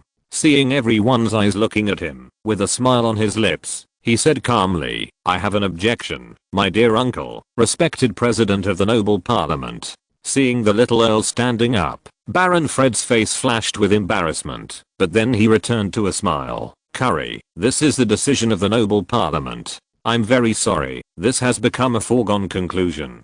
As he spoke, he approached the little earl and whispered a few words in his ear, but the little earl looked at Baron Fred calmly, then ignored him, and said directly to Sir Anthony, "My dear uncle, are you sure you want to take over as the manager of this city? Curry, I know this is a very difficult decision for you, but this city, this port, can develop better in my hands. I still hope you accept this resolution. You can put forward conditions, as long as they do not touch the bottom line, I will satisfy you." Anthony put down the wine glass and said seriously. Anthony felt that he had done his best for the Alder family. He did not think of coveting the wealth of the old Earl's family. Instead, after his accidental death, he protected his children and prevented his family from being divided up by some nobles with ulterior motives. Although he coveted the city, he did not think that the city belonged to the Alder family. In addition to the good work of the previous generations of lords, the subsequent lords had become war maniacs and did not know how to run a business. When he took over as the acting city lord, the Alder family had already been extremely militaristic. Although Carlinport occupied such a good geographical location, the tax revenue and trade were actually not enough to cover the expenses. It was Anthony who saved the bankrupt Alder family and the city of Carlin. Carlin City is what it is today, all thanks to Anthony. Recruiting refugees, cooperating with the navies of several kingdoms to fight pirates, cleaning up the city, expanding the port, reducing taxes, issuing decrees to attract merchants, restricting the nobles from acting recklessly, and contacting the mainland chamber of commerce to conduct trade. All of these were done by him. Without him, Anthony, this port of Callan would have long been in decline, and it would not have become the brightest pearl in the southeastern sea. Why do so many nobles support him and let him manage this place as the acting city lord instead of uniting to divide it up? Do you think the nobles are all good guys? This group is a real vampire, conspirator, cold-blooded, ruthless, treacherous, hypocritical. These are all compliments to them. If they do what they do, according to the imperial law, they will all be sentenced to death by hanging, and there will definitely be no mistakes in killing. Without him, Anthony, this place would have become a paradise for pirates long ago. As for those nobles who support you, do you really think they are loyal to your family? Haha, that's because they want to get more benefits from me, and you, the heir of the Alder family, are just a bargaining chip. As long as I agree and give them more benefits, they will kick you away directly. Every time I take out a large part of the port's income as the Alder family's income, if it weren't for me, the distinguished earl would have to go begging on the street long ago, and he wouldn't have the money to recruit a wizard apprentice now. Now I just want to get what belongs to me. Anthony, who had hinted to himself countless times in his heart, followed the power of Wizard Allen this time, and prepared to take the ownership completely into his hands. He didn't do it before, because he needed to take into account the face of the Rick Kingdom's noble council. After all, as a great noble of the Rick Kingdom, it was not good to be replaced like this. But since the arrival of a formal wizard a few months ago, all the problems are no longer a problem. In the past few months, when he served the wizard, he had secretly taken back most of the rights. This is why these nobles can't bear it. It's just that with the wizard here, you all can only stay honestly. Haha, conditions. You forcefully took my city away, and you want me to agree to this resolution. Okay, you want me to put forward conditions, right? My conditions are very simple. You can definitely do it. The little earl looked around and showed a mocking smile. Oh, you said, as long as you can do it, I will agree. Anthony was relieved. As long as he put forward conditions, there is nothing that cannot be discussed. Just compromise with each other. As long as this city truly belongs to me. Anthony showed a confident smile. Haha, you can definitely do it. It's very easy. My condition is, I want your life. This is what my ancestors left me. If you want it, then use your life in exchange. The little earl said in a cold tone. His eyes swept around. You humph, it seems that you don't want to talk anymore. Anthony's tone became indifferent and vain, and he slowly put down the wine glass. You bunch of termites and robbers. Now is the time to accept punishment. The little earl said in a crazy tone. Crazy, crazy, you are really crazy. Guards, take the earl to rest. He is too tired. Anthony pointed at the little earl and said loudly. Crazy, of course I'm crazy. I want to bury all this in history, and everyone will turn into dry bones in pain. The little earl waved his arms, and then shouted loudly, Great Master, Supreme Master, your servant begs for your mercy. Give me the power of revenge. Anthony, and you traitors, everything here is mine. I have been waiting for a day for a long time. I will destroy everything here, and no one can take away what belongs to the Alder family. You are really crazy. Guards, guards, where have you been? Drag him away. Drag him away. Anthony said angrily. Haha, you have no chance. Accept your trial. Just as the guards rushed in and prepared to drag the little earl away, a dazzling red light emerged from his body. The little earl's body began to swell, his muscles bulged rapidly, and black scales emerged. The little earl's face showed a look of pain, but his eyes revealed a sense of joy. Chapter 162 Undercurrent 3. What is this? Seeing the appearance of the young earl, the people in the hall were terrified and retreated. Some people who sensed something was wrong ran out directly. Seeing the panicked people, the young earl laughed triumphantly, like a madman, and the scales on his body became more and more obvious. A pair of sharp horns on his head pierced his scalp and soon grew out. His face was distorted, his eyes were red, and a strong smell of sulfur filled the hall. He didn't care about those who escaped, and had no intention of stopping them, because he knew that these people couldn't escape at all. He smiled strangely at the group of people who escaped, and then set his sights on Anthony and others. Time returned to the port. The night was hazy, and the two moons were in the sky. A dark cloud quietly covered the starlight. This was the quietest time in the whole city. The civilians who had been busy all day would drink a few glasses of sour and inferior wine to relax their tired bodies, and then slowly fall asleep with drunkenness. Then they would accumulate strength for tomorrow's heavy labor. There were several strange noises in the silent port, and after a while some dark shadows flashed by like ghosts. Under the moonlight, they quickly approached the lights in the distance. The Beverly Manor was still brightly lit. Today's banquet was prepared very grandly. After all, the great wizard was coming to attend. If it was not solemn and grand, it would be disrespectful to the wizard. Sir Anthony regarded this banquet as the most important thing, so beautiful dancers, skilled musicians, and all kinds of delicious food and wine gathered here. Outside the manor, a line of guards on duty peeked at the brightly lit manor behind them. Da-da-da, sound of footsteps came over. What are you doing? A sturdy guard wearing iron armor came from the corner. Seeing the guard peeking, he scolded coldly. Captain, we are just observing if there are any suspicious persons. Hey, free. Those dancers today have really big breasts. Shut up, idiot.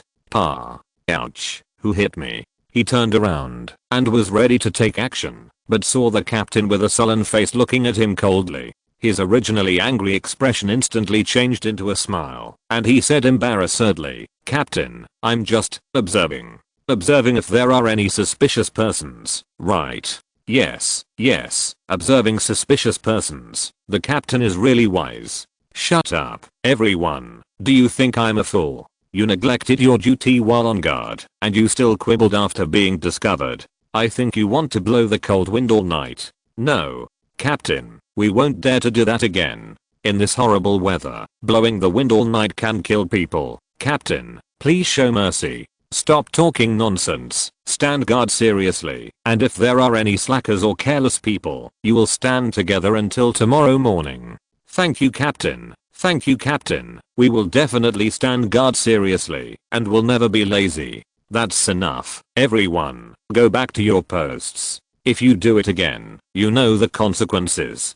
Captain, look. A guard stared at the dark street and shouted. What happened again? There seems to be someone there. I saw a black shadow. The captain of the guard turned around and looked, and the dark street was empty. There's nothing. Are you dazzled? Impossible. I just saw it. Be alert. The captain of the guard shouted loudly with a serious face. A group of sturdy figures in black clothes appeared at the end of the street. Under the moonlight, it can be seen that this group of people are about 2 meters tall, walking towards the manor silently. Stop.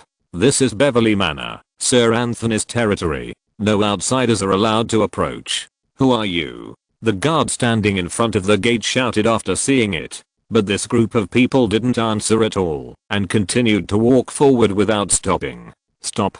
Don't get any closer. Seeing that these people didn't answer and continued to approach, the captain of the guards knew something was wrong. With a wave of his hand, a row of soldiers had already drawn their weapons, and another row directly drew their bows and arrows, with dark blue arrows flashing coldly and pointing at the group of people. Enemy invasion, get ready. A captain-like man waved his hand and shouted shoot. However, these tall black-robed men also began to speed up.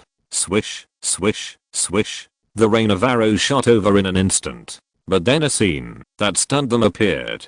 These black-clothed men did not dodge at all and rushed directly towards the rain of arrows. The rain of arrows hit their bodies, making a tinkling sound, and then bounced off one after another. Not good. These people are wearing heavy armor. Quickly form a defensive formation. Ryan, you go and report the news. Then he took out a whistle and blew it hard, and the shrill whistle sounded far away in the silent night. Then he pulled out his weapons and quickly formed a formation while there was still time. Roar, attack, tear them apart. The black-clothed men who had already rushed to the front roared one after another, and their clothes were torn apart, revealing their dark scales. With the help of the moonlight, the guards finally saw the attacker's appearance clearly. The distorted face, the long curved horns on the head, the hard dark scales, the hideous claws, and some sharp bone spurs on the joints all showed that the attackers were not human.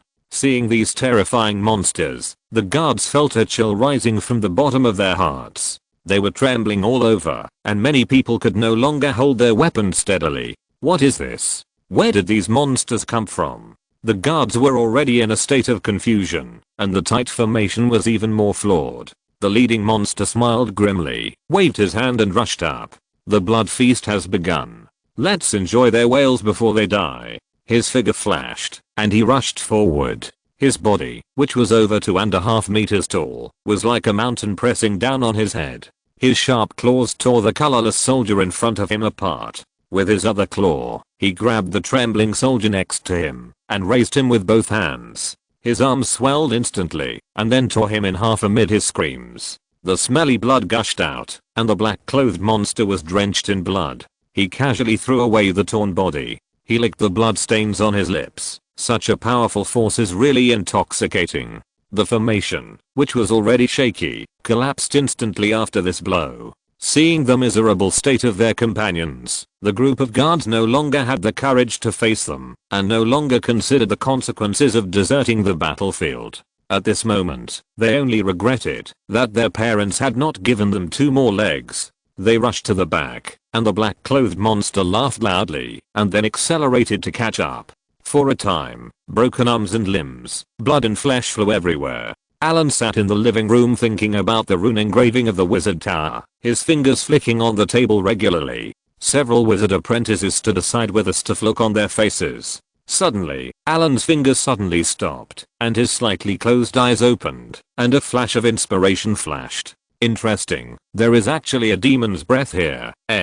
No, it's a little different from the demon, and it's mixed with human breath. A little weird. A trace of doubt flashed in his eyes. Since you can't figure it out, go over and take a look. But these demon-like things appear here. Those ordinary people can't deal with them. After mumbling a few words to himself, Allen snapped his fingers, and his figure flashed and disappeared in the room in an instant. After Allen left, these wizard apprentices slowly breathed a sigh of relief. Staying so close to a formal wizard, these wizard apprentices looked nervous, afraid that they would lose their lives if they were careless. It was not until Allen left that they felt relieved. The little earl who turned into a monster felt full of strength. At this moment, he felt extremely powerful. He stretched his body. He was not ready to kill his hated enemies immediately. He was ready to slowly torture these traitors who were eyeing his family's wealth. Let them bear all the pain, and let them find that death was a luxury. Waving his hand, he directly knocked away several guards who rushed up with courage, and the little earl began to walk over slowly. Didn't you recruit wizard apprentices? Let them come to rescue you quickly. Maybe they can rescue you. The little earl said as he approached. He wanted to let these traitors who were eyeing his family's wealth taste the taste of despair. Haha, you didn't expect that I would become so powerful. I really have to thank the master. The master's divine power is so powerful. For revenge, I'm willing to pay any price. None of you can escape tonight. When had a group of pampered nobles ever seen such a terrible monster? They were so scared that their hands and feet were limp, and they squatted on the ground. Seeing the little earl approaching, they tried to get up in a panic, but their hands and feet were weak, and they didn't listen at all. A faint smell of stench came, and a pale yellow liquid flowed directly from the crotch of several people. Earl Elder, I support you. I'm Uncle Harley who has watched you grow up since you were a child. I often hugged you when you were a child. I support you. It was all this lowly, despicable and dirty Anthony who forced me to do it. Please forgive me. A middle-aged nobleman who collapsed on the ground kept begging for mercy. Uncle Holly, how could I not remember you? You were my father's capable subordinate at the beginning.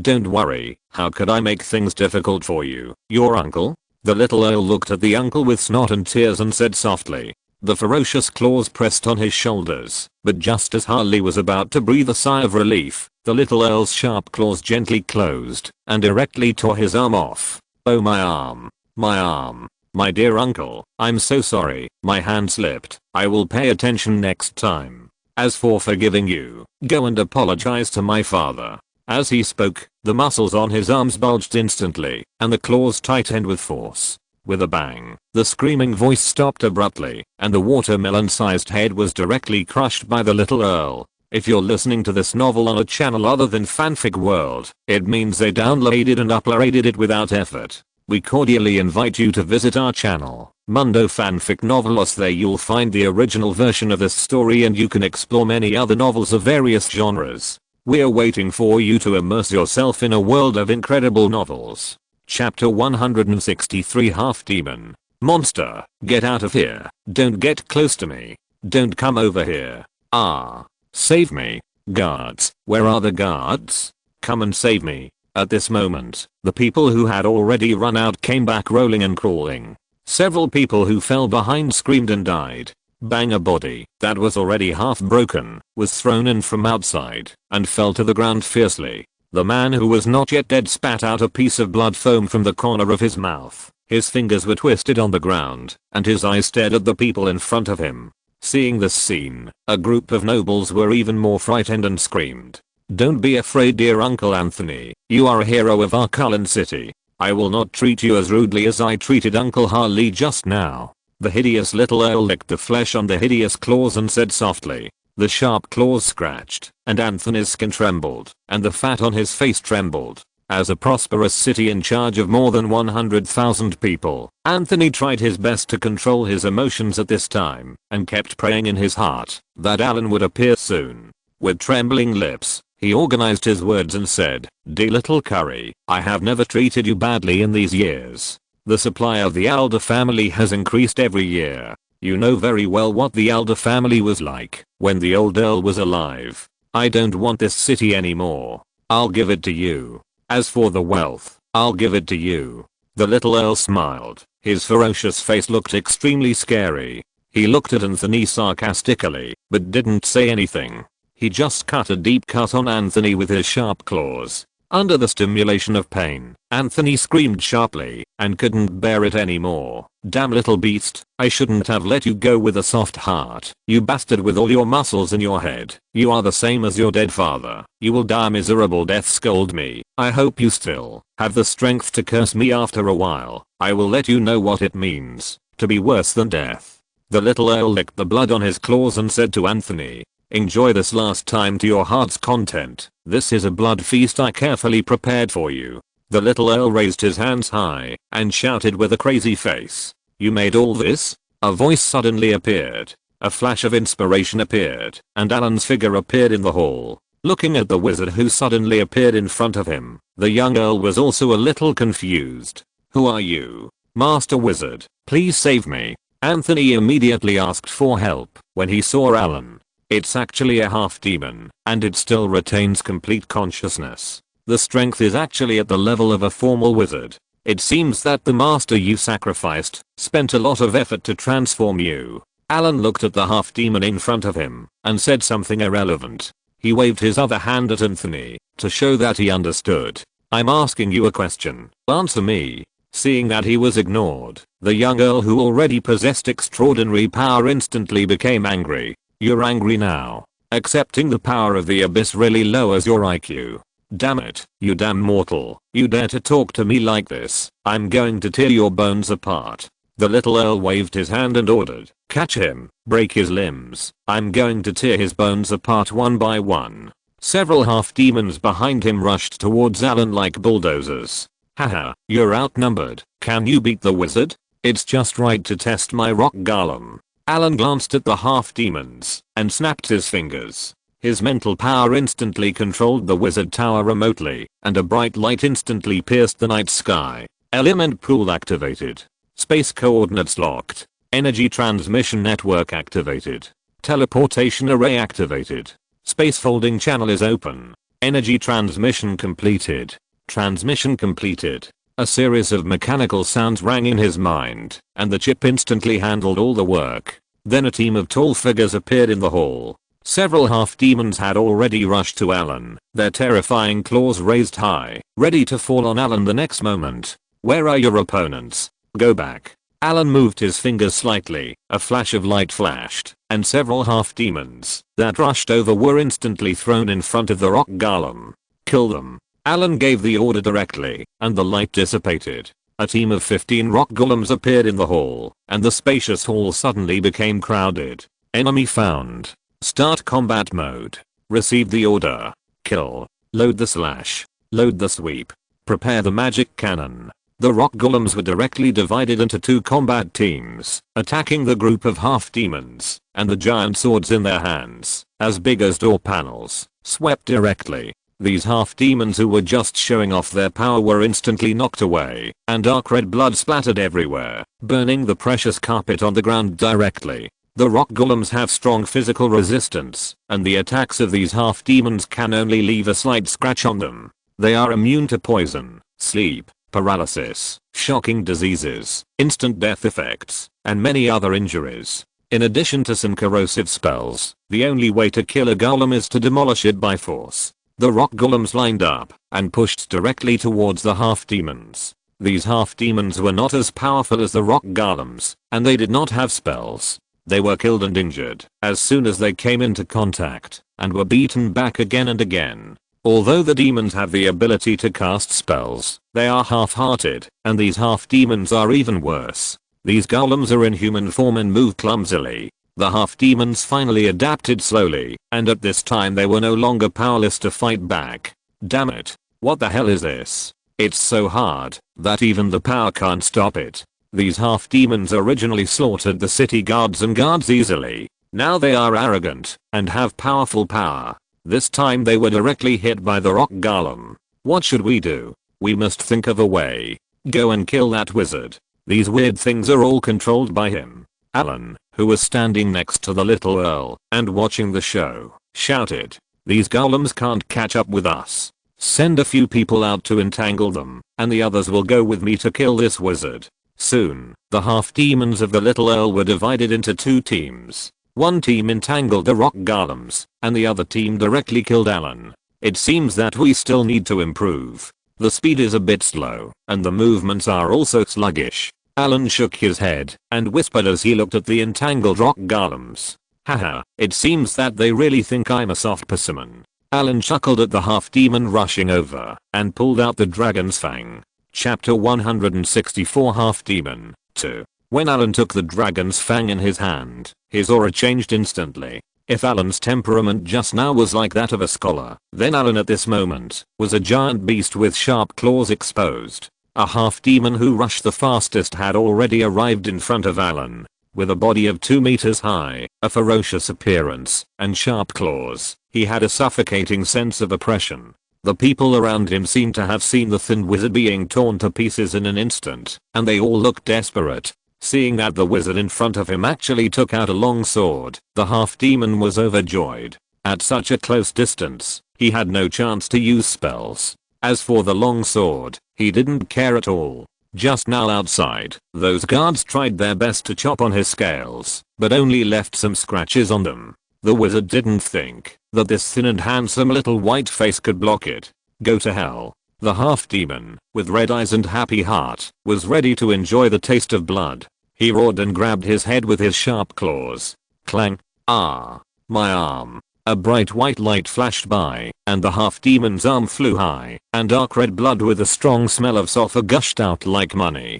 The half-demon covered his broken arm, and wailed all over the ground. You're too noisy.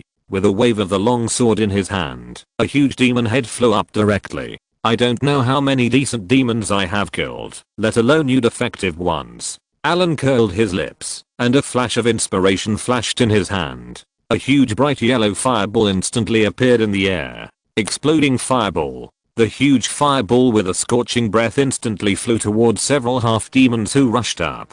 Several half-demons hurriedly dodged in all directions, and the fireball turned slightly and hit a half-demon who couldn't dodge in time. Bang! A fierce and huge explosion suddenly sounded. The moment the fireball exploded, the scattered flames spread around in a breath, and several half-demons who had already dodged were engulfed by the flames of the explosion.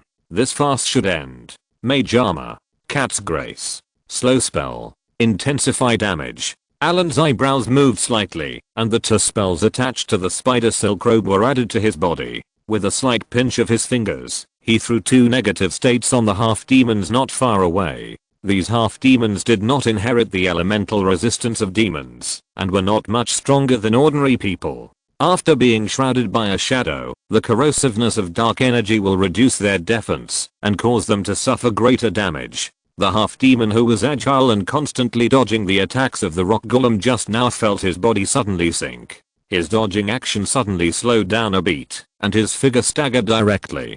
Before he could adjust his body, a powerful long sword appeared in front of him in an instant. Bang, bang, bang. The sound of bodies being hit came out one after another. Several half-demons were directly beaten by the rock golems, and their bones and muscles were broken. They flew far away like rag dolls, and fell to the ground. A stream of dark red blood slowly eroded the precious carpet from under them. Allen waved the sword in his hand repeatedly. Most of these half-demons were only equivalent to high-level wizard apprentices. Their proud scales and powerful strength made them completely defenseless. Only the leader and the little earl had reached the official wizard level, but how could they be Allen's opponents?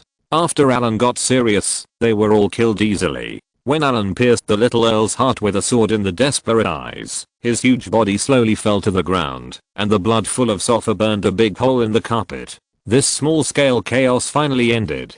The nobles who had fallen into despair around him experienced the feeling of going from hell to heaven in just a few minutes. After seeing that they were safe, they collapsed to the ground one by one, with an expression of surviving a disaster. After taking back the dragon's fang, Allen was very satisfied with this long sword. Although the half-demons at the official wizard level did not have spell-like abilities, their physical strength was very high, and the scales on their bodies were as hard as a giant steel shield. However, under Allen's attack just now, they were pierced with a little effort. Huh? What is this? Is this a soul? Allen looked at the body of the little earl in front of him with a playful look, and a shadow slowly emerged on his body. Souls are possessed by everyone. In the body of every normal person, if the soul of an ordinary person leaves the body, it will quickly return to the spiritual world. There are no gods in this world. The soul's destination is no longer the kingdom of the gods, or the world of the god of death, but the spiritual world. The spiritual world is the other side of this world. There is a tributary of the Styx, and the soul will be attracted to the Styx. Then it will be taken to an unknown world by the Styx. The wizard guessed that it might be the kingdom of the god of death in another plane, but some other wizards believed that these souls would be baptized by the Styx, and finally become a little spiritual light, and then return to the source sea, and then gather into a new soul in the source sea. This is not reincarnation or rebirth. After the soul is baptized by the Styx, all the memories and soul marks of the previous life are cleared. The only thing left is the spiritual light. In the source sea, the spiritual light will completely dissipate and merge into the source sea. Then when life is born, it will absorb energy from the source sea. These energies will slowly grow in the body and eventually grow into a soul. When the soul grows up, this life will be born. Allen did not get much information about the Source Sea. There is no record of wizards who have entered the Source Sea. There are several records in the world of Tibis, so the Source Sea is very mysterious in the eyes of wizards. But there is one thing that has been recognized by all wizards, that is, the Source Sea is the origin of all matter and spirit in the multiverse, the original place of everything, including the souls of all life. Even the ancient gods of order are born in the Source Sea. But the Source Sea is not a beautiful place, and the rules here are extremely cruel. The soul that enters here is equivalent to the soul flying away. This is a melting pot. All souls will melt after entering here, and then reconvene into a new soul. The souls that have been polluted here cannot enter the Source Sea. The birth of demons is largely through the reincarnation pool, and only a part of them are born from the Source Sea. But the soul in front of him is different. This is already a kind of evil spirit. The probability of appearance is very low, but his appearance also means a soul crystal. I saw that this newly born evil spirit directly rushed towards Allen. This evil spirit has some memories before death, so he will attack the person who killed him. This little Earl accepted the power of the devil before his death, and his heart was full of hatred. Revenge became his only purpose of living. The power of the devil is not so easy to bear, not to mention that in a short period of time, he went directly from an ordinary person to a formal wizard. The span is proportional to the pain he suffered. What you get, you must pay for it. This is fair. The vengeful spirit is a spiritual creature transformed from hatred, malice, and pain in the soul. The more pain you suffer in your life, the stronger the transformation into a vengeful spirit will be. The vengeful spirit has no entity, and it is almost immune to all physical damage. However, many spells restrain them tightly, which is powerful and fragile at the same time. Chapter 165, The Spoils of War. The Wraith was surrounded by an ominous aura, and some grey strange mist enveloped its body. There was even some gloomy wind blowing around it. In this hot southeast coastal area, Allen actually felt the chill of being in an ice and snow world. He knew very well that this was not an illusion, but was caused by the strong negative energy. An evil force field had formed around the wraith in front of him. If ordinary people approached, their vitality would be lost involuntarily. At the same time, people with weak constitutions would even get sick directly, and the elderly would even be directly drained of their vitality and become a corpse. Touch of shadow. A beam of light shot out from Allen's fingertips, and just as the wraith pounced on it, a shadow instantly wrapped around its body. The touch of shadow was negative energy, and could not cause harm to the wraith, but it could restrict it to the spot. Because the wraith had no entity, the energy absorption property of the touch of shadow was greatly enhanced. As the grey shadow touch fixed the wraith in place, the negative energy on it began to be continuously absorbed. The feeling of coldness around him also gradually weakened. Although this vengeful spirit has no memory, it still has the instinct of a living being. It feels that its body is getting weaker and weaker, and it has realized that something is wrong. It starts to struggle constantly, but the shadow touch has been continuously strengthened after absorbing energy, and it firmly controls this vengeful spirit in place. As time goes by, the struggle of the vengeful spirit becomes weaker and weaker. The mist around it has long disappeared, and the cold feeling is almost gone. The figure gradually becomes dim. Finally, as the shadow touch is extracted, the vengeful spirit can no longer move its figure, and directly dissipates into a ball of black mist. Static force field. A flash of lightning appeared instantly, and hit the black mist. There was only a crackling explosion, and the black mist completely dissipated. A gust of cold wind spread in all directions, and a gust of cold wind blew through the hall in an instant, and then it returned to calm. Clang. A black crystal fell down. Allen manipulated the wizard's hand and picked up the crystal. This was a soul crystal left by the young earl. The quality of this soul crystal was much better than that of the mid-level demon. Allen played with the soul crystal. The crystal was black in color and looked like a black crystal. It felt cold to the touch, and there was a faint cry of despair in his ears. He gently threw up the soul crystal, snapped his fingers, and put it away. With this thing, he could make a steel golem. He gave the rock puppet an order to clean up the battlefield. These half-demons were also good experimental materials. Allen then came to Sir Anthony, who was lying limp on the ground. "Can you get up?" Looking at Anthony, who was still in shock, Allen rubbed his brows. Yes. As he said this, the fat man weighing more than 200 pounds struggled to stand up, but as soon as he exerted force, he felt sore all over and fell to the ground again. Forget it, you don't have to get up. Send someone familiar with the Earl of Alder's mansion to search with me. These people held a sacrifice. I want to know how they contacted the demons in the abyss. Seeing Anthony's look, Allen said directly, the appearance of demons in the wizard world is not a good sign. Okay, sir, I will arrange it for you right away. Anthony, who has seen Allen's power, now obeys Allen's orders and directly calls a guard to lead Allen to the Earl of Alder's residence. After instructing several wizard apprentices to clean up the mess, Allen left the Beverly Manor with the guard and walked towards the Earl's mansion. Now that the trouble has been solved, it's time to collect the spoils. The Earl's mansion is a castle-style building. When the first Earl of Alder established the city of Carlin, it was a paradise for pirates. There were constant fights and castle buildings had better defense. There was no riot on the street, and soon the two came to a dark and tall castle. The door was closed, and no light came out. Chip, perform a life magnetic field scan. An invisible ripple spread from Allen. No human life magnetic field was found. A mechanical voice sounded in Allen's mind. No one.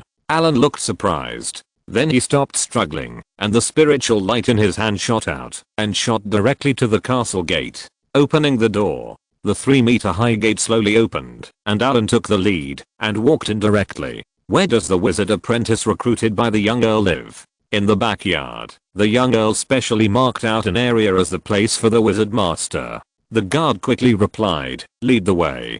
Passing through the silent backyard, a 3-story building appeared in front of them. There was silence all around, and the small building in the dark was like a monster with its mouth wide open. Soon, the two of them came to the door of the small building. Looking at the trembling guards, Allen said directly, you stay here and be on guard. After that, he cast a defensive force field spell on himself, then pushed the door and walked in. Inside the house, Allen saw various animal body parts and some internal organs, and some were obviously monster internal organs. The whole room looked weird and bloody. Allen frowned slightly and snapped his fingers.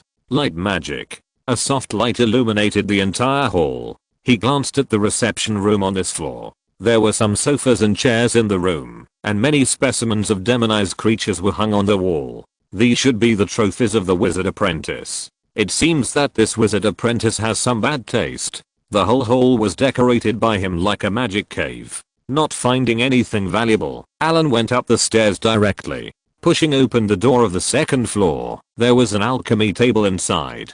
There were a lot of bottles on the shelf next to it. He took them down casually. There was some blood stored in them. The blood exuded a strong smell of sulfur. There was no need to guess. Allen knew that these were the blood of the devil. Putting things away casually, Allen came to the alchemy table and searched for a while. There was a thick experimental data stored here.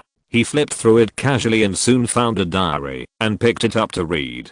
After a while, Allen put down the diary. It must be said that this young earl is a talent. He actually built this altar by himself, based on some documents left by his ancestors. The laboratory here was built by him. No one expected that the first generation of Earl Alder actually had demonic blood.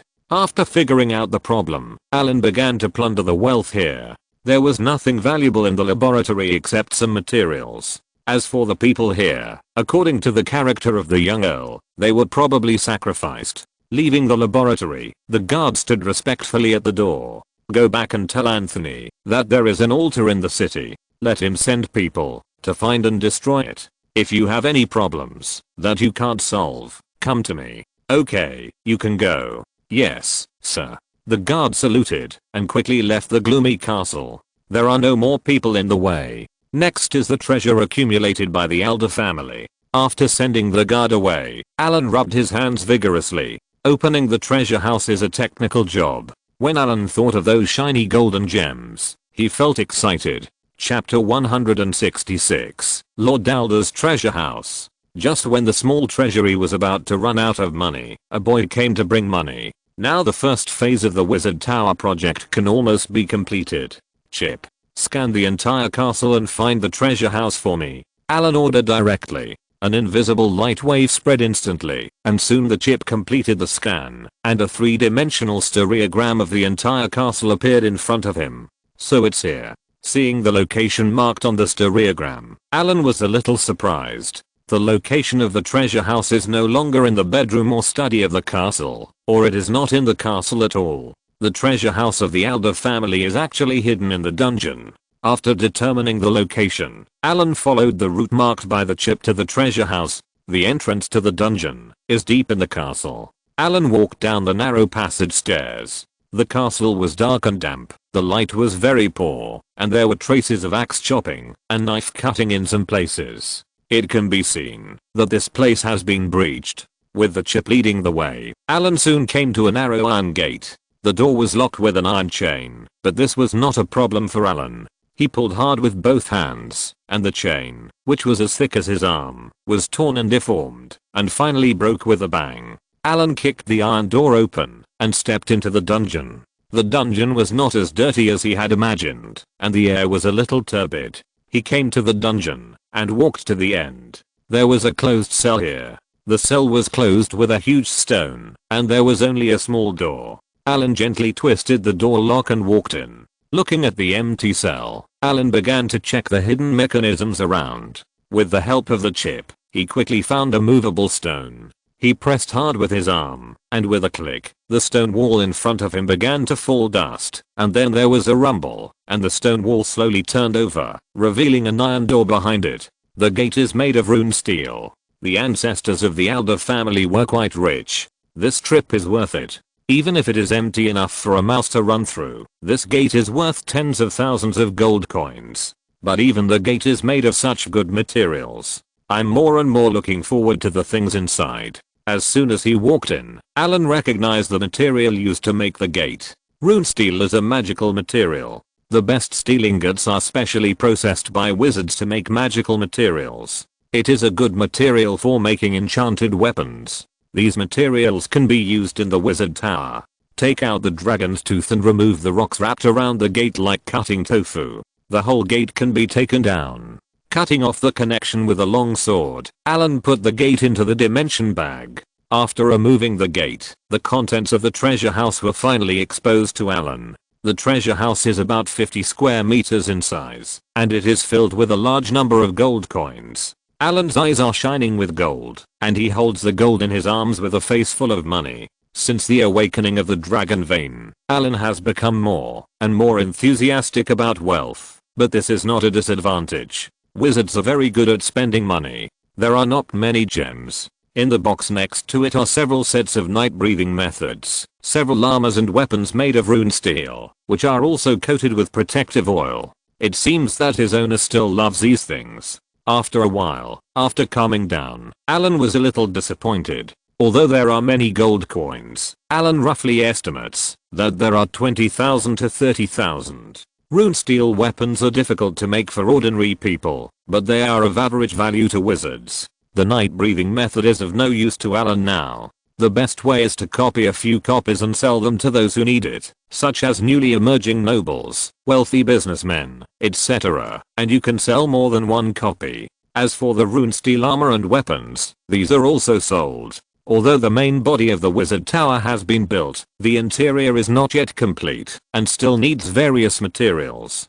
After packing up all the things in the treasure room and taking them away, after a careful inspection, Allen teleported directly back to the wizard tower without missing anything. Allen had nothing to do with the following things. Many nobles testified that the Elder family had become extinct, betrayed humans, and joined the devil. Therefore, Anthony took over the city of Carlin smoothly at a cost. Not only Carlin City, but also the title of Earl was inherited by him. With Allen's support that night, these nobles voted unanimously. After solving these problems, Anthony came to visit Allen again to express his gratitude, and at the same time, agreed on the materials needed for the wizard tower. Anthony, who completely controlled the city of Carlin, was now in high spirits. After all, he spent 30 years from a commoner to an earl, and his experience had become an idol for the common people. Allen handed the unnecessary things to Anthony for auction, and then stayed in the wizard tower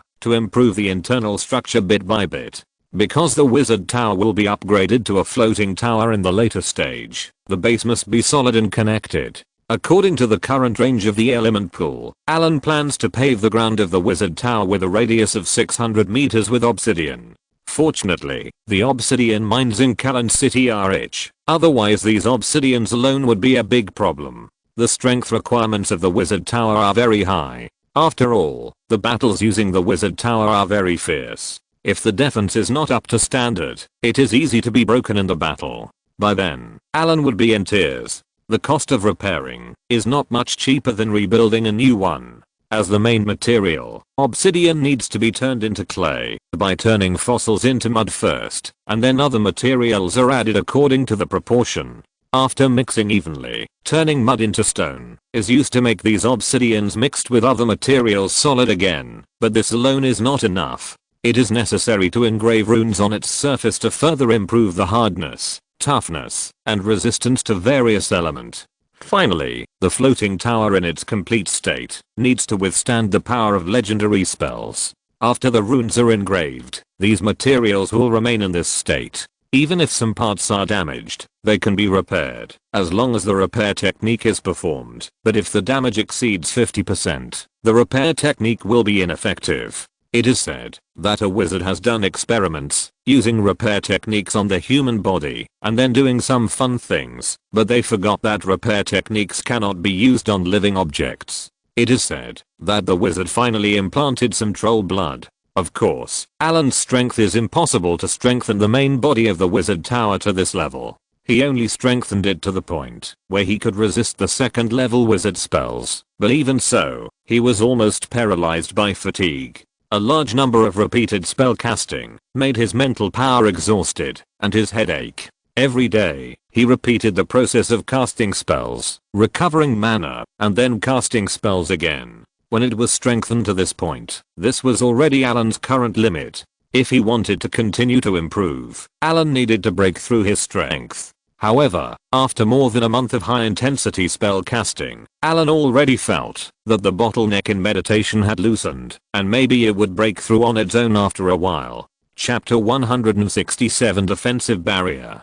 Time passed quickly in the busy life. In a blink of an eye, it had been a year since Allen left the Five Rings Tower. The first phase of the Wizard Tower on Salt Island had been completed. The entire Wizard Tower was 39 meters high. The main body used a lot of obsidian. The internal support was made of rune steel and magic steel. The surface was engraved with various rune arrays, and the rooms inside were also allocated. With the completion of the construction of the Wizard Tower, Allen's money had fallen to the bottom. Looking at his masterpiece, Allen nodded with satisfaction.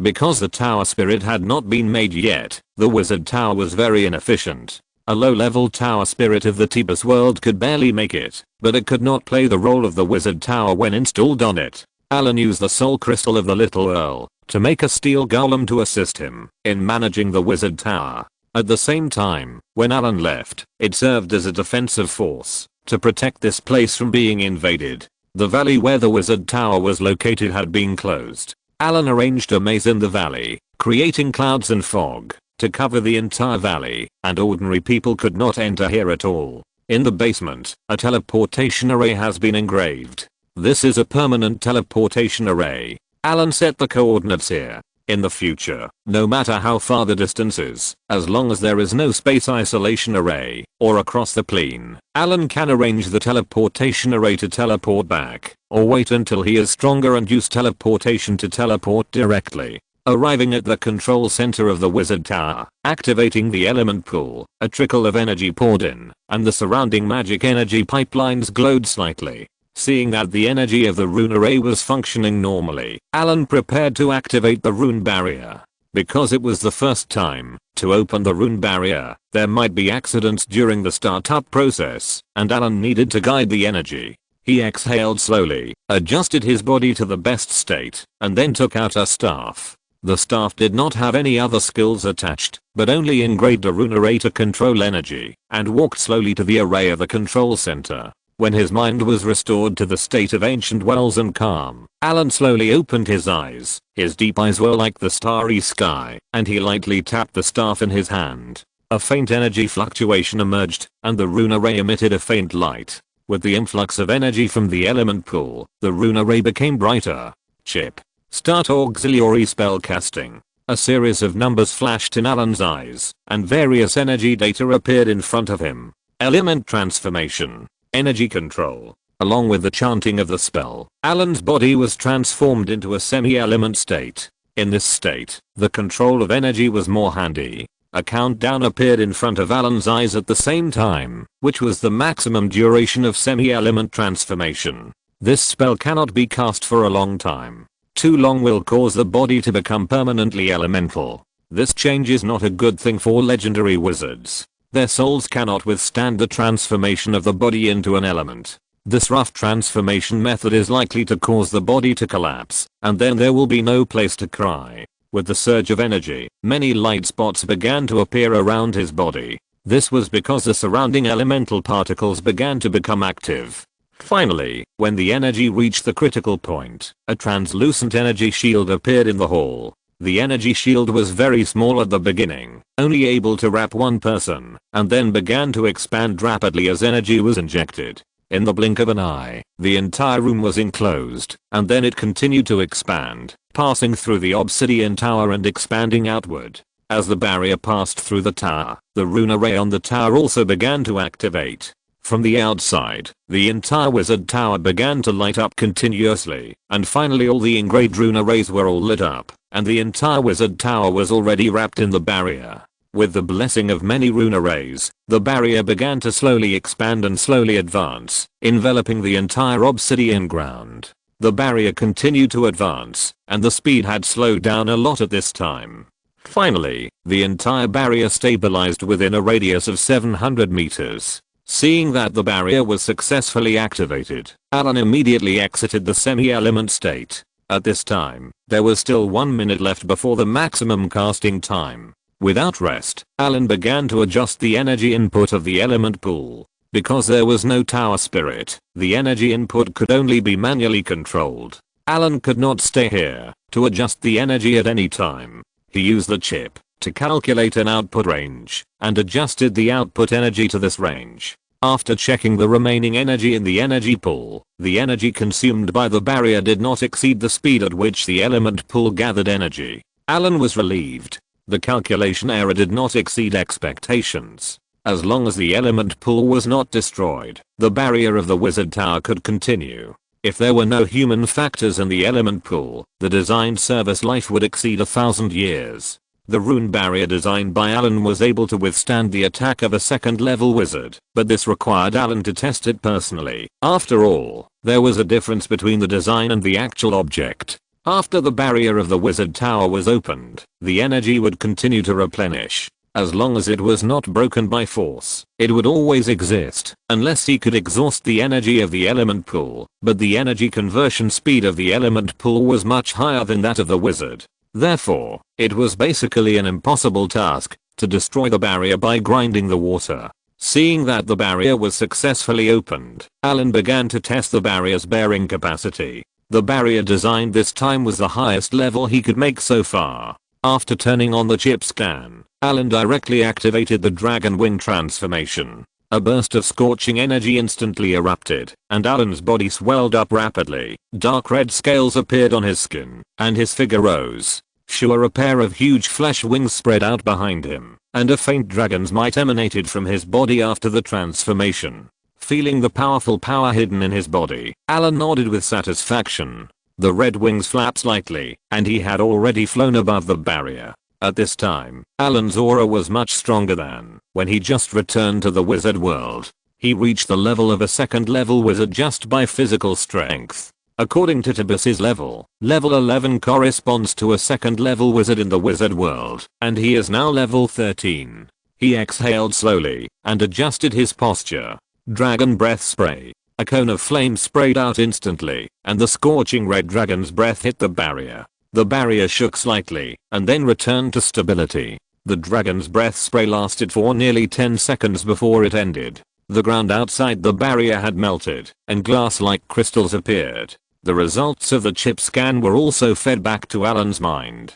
According to the power of this intensity, it is impossible to cause damage to the barrier. As long as there is enough energy, it can be restored in a breath. Relying on the supply of the elemental pool, a second level wizard can't shake the barrier, even if his magic power is exhausted. The whole valley is shrouded in fog.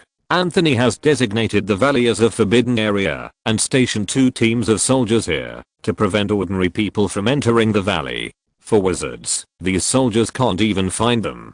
Allen prepared 2 defense mechanisms in the wizard tower. The outer one is a maze and a large number of magic traps arranged in the valley. The inner one is a rune barrier and a golem team. Relying on these, it is enough to deal with the invasion of second level wizards. As for third level wizards, those old monsters basically stay in their own wizard towers and want to break through the legend. If they encounter a third level wizard, people of this level will not be interested in this simple wizard tower. Chapter 168 Advanced. After everything was ready, Allen closed the wizard tower and stood on the teleportation array. As the teleportation array was activated, Allen's figure disappeared the next moment. The wizard tower fell into silence, and only the golem team loyally guarded it. A white light suddenly appeared in the cave, and Allen's figure reappeared. This was the coordinate left when he left last time, and it was still dozens of kilometers away from the 5 Rings Tower.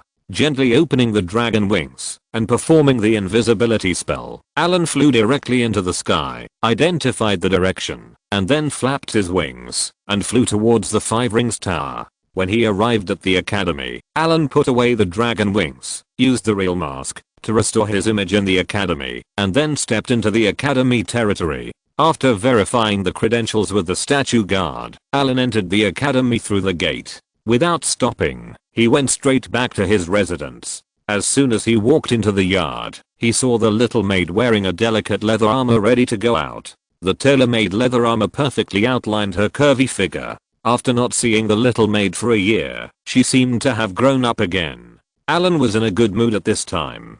He smiled and rubbed the little maid's pointed ears and said, "I'm back."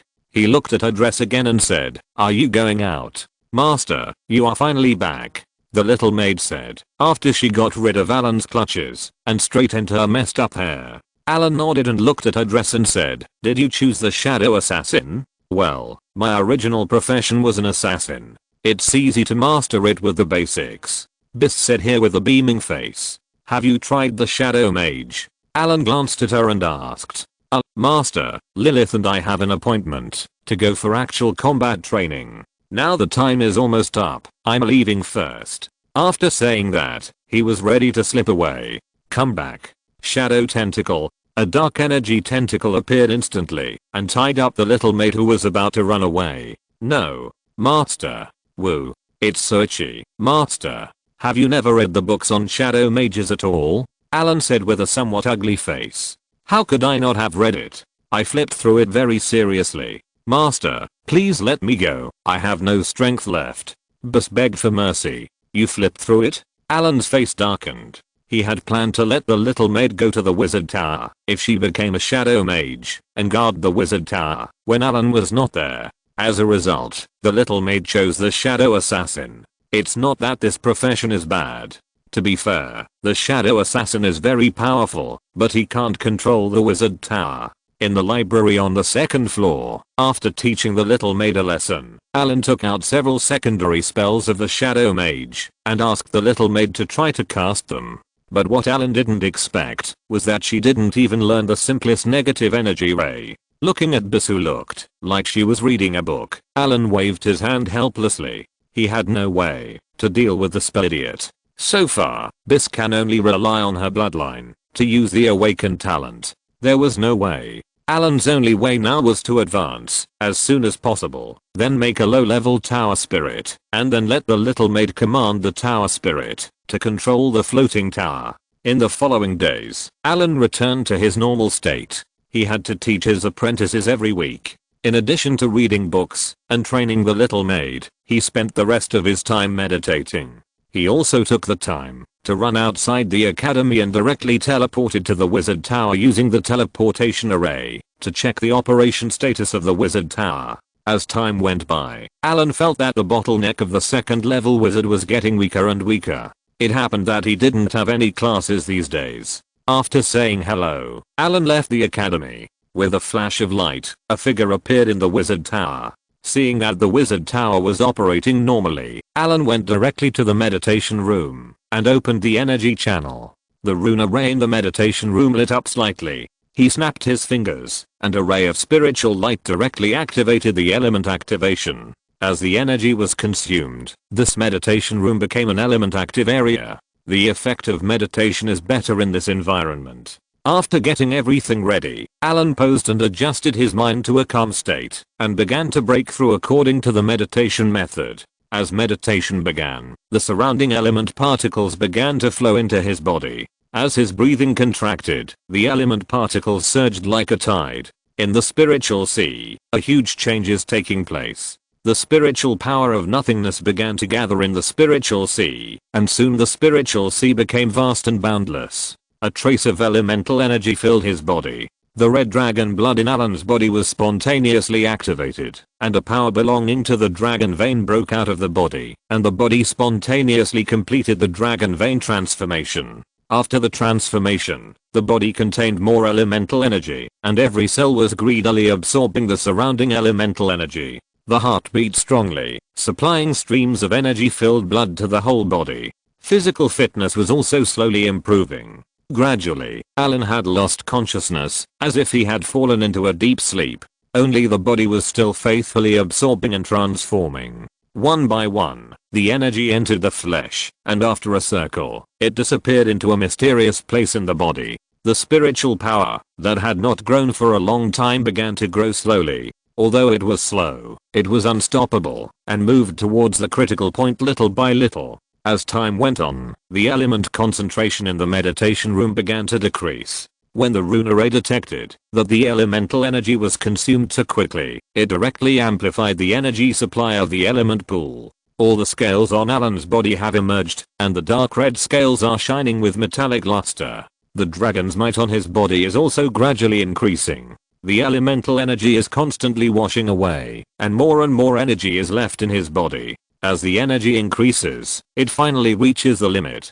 The surging energy clears the obstacles with overwhelming force and rushes into Allen's spiritual sea with an unstoppable momentum. The spiritual sea receives a large amount of energy influx, and the bottleneck that was still persisting is instantly broken. The entire spiritual sea boils up, and Allen's mental power grows rapidly at this moment. The surrounding elemental energy is pouring in almost crazily, and finally a large amount of element wraps up her entire body. The abundant elemental energy in the meditation room is instantly emptied, forming an elemental vacuum state here. The elemental energy outside is pouring in crazily. A 1 meter diameter elemental vortex appears in the meditation room. If a wizard sees it, he will be shocked. A very rare elemental siphon is formed here. The elemental vortex is getting bigger and bigger, and finally it covers the entire meditation room. At this size, the elemental siphon finally stops expanding. It lasts for an hour, and the elemental siphon begins to gradually weaken and finally disappears. In the meditation room, Allen remained motionless. Finally, after the elemental siphon completely disappeared, Allen slowly opened his eyes. A flash of golden light shot out from his dark pupils, which flashed away. I recommend this book, The Dark Tower Rises. If you are interested, you can go and have a look. You guessed it right, we are pie trading. Chapter 169 Low-Level Tower Spirit. A week later, the Five Rings Tower. In the ecological park, which is warm like spring all year round, the breeze blows gently, bringing a faint scent of flowers. In the tall oak forest, a hammock swings with the breeze. The afternoon sun is warm, and a figure lies leisurely on the hammock. The drow elf next to him picked up a small piece of cake. Master, open your mouth. Allen swallowed the delicious cake in one gulp, and smacked his lips with reluctance. Well, not bad. Biss's cooking skills are getting better and better. Master, you are too kind. Any more? Give me another piece. Allen lay lazily on the hammock, enjoying the delicious food fed to his mouth by the little maid, and enjoying the rare leisure time. This time the advancement was very smooth, and the foundation consumed by the last injury was replenished. After the dragon vein transformation, all physical qualities have improved a little. In addition, the dragon's power has also awakened. Although his dragon's power is very weak, as long as it is awakened, it will slowly become stronger over time. The dragon bloodline has an advantage, which is an enviable talent in the multiverse. That is, the growth of strength can be improved by sleeping, and there is no need to work hard. As long as you live long enough, the strength of the dragon is almost unlimited. There are many dragons in the multiverse that can compete with the gods. Allen has the blood of the red dragon, and naturally inherited the cheating ability of the dragon. However, most dragons are lazy, and will not deliberately learn. When you only need to sleep to get strength, few people will take the initiative to learn. Most dragons rely on talent, not hard work. After successfully advancing, Allen's mental power increased a lot, which is not weaker than those second level wizards who have advanced for many years. The shortcoming is the various spells that only second level wizards can master. Although there is a chip to assist, the proficiency of the spell is still not as good as that of the old wizards, but with Allen's exaggerated physical fitness, it is enough to make him rampant at this stage. The second level wizard has a big killer at this time, the cracking technique. It also has another nickname, the stripping technique, or the bankruptcy technique. When all wizards learn this skill, they will be told not to use this spell casually in battle. It will directly scrap all the spoils. This spell has a 1% chance of destroying artifacts. By this time, wizards have mastered many group magics, such as group flight, group tenacity, group human immobilization, chain lightning, etc. But these are not important. The most important thing is to learn malicious transformation. Imagine your opponent turning into a cute little sheep, and then, hehe. Or some wizards with a wide range of interests will also perform transformation, and then make friendly and loving contact. Think about it, isn't it exciting? According to an informed wizard who does not want to reveal his name, there is a club in the Five Rings Tower, and their slogan is "Come on, it's time to enjoy the harmony between man and nature." Second level wizards can already use teleportation freely without arranging teleportation formations in advance. This is very important in battle. As long as you find that the situation is not good, you can instantly cast teleportation to escape, but you need to be careful of the opponent's dimensional anchor. It is also at this time that wizards can be called qualified wizards. Numerous spells can ensure that there are appropriate countermeasures at any time. At the same time, second level wizards can already summon some alien creatures. The most summoned by wizards are elemental creatures from the 4 elemental realms. If you want to besiege the wizard, wave your hand to summon a team of elemental creatures to teach you how to behave. Even the dimensional bag that Allen is carrying now has a replacement, Liu Meng's secret treasure chest. This spell can open up a private space of your own in the void, and the dimensional bag can be thrown away. This spell, Mordenkan Mansion spell, and Magic Dinner are collectively known as the 3 essential spells for home travel. After completing the advancement in the Wizard Tower, Allen returned to the Five Rings Tower, ready to take a break, and then go to make the Tower Spirit. The Wizard Tower with the Tower Spirit can control the Wizard Tower by itself.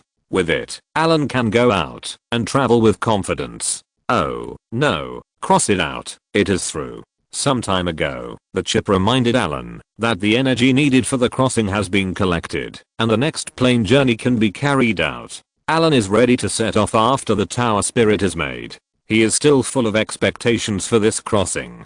3 days passed quickly, and Allen, who had rested for a while, appeared in the Wizard Tower in high spirits.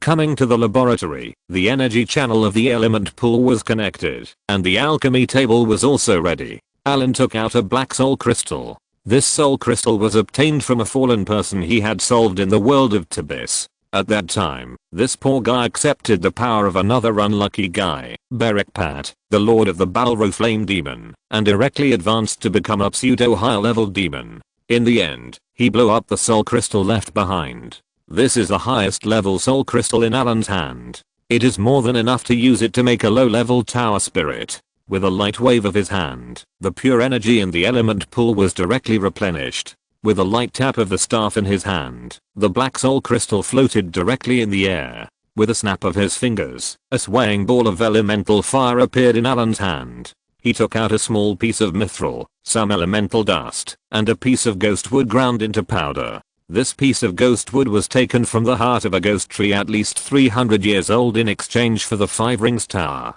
It is not easy to make a ghost tree. Most of them are hollow, and only a small part of them have a tree heart. This little powder in Allen's hand cost nearly 100 magic stones. This stuff is a good thing for the soul. It can be made into ghost incense to calm the mind. Lighting it during meditation can greatly enhance the effect of meditation and improve mental strength. However, the high price makes few people so extravagant. Now Allen uses these to protect the soul power of the soul crystal to the greatest extent in the process of making the tower spirit. Soul control. Soul extraction. A tiny voice seemed to whisper in the air, and the negative energy around began to rise rapidly.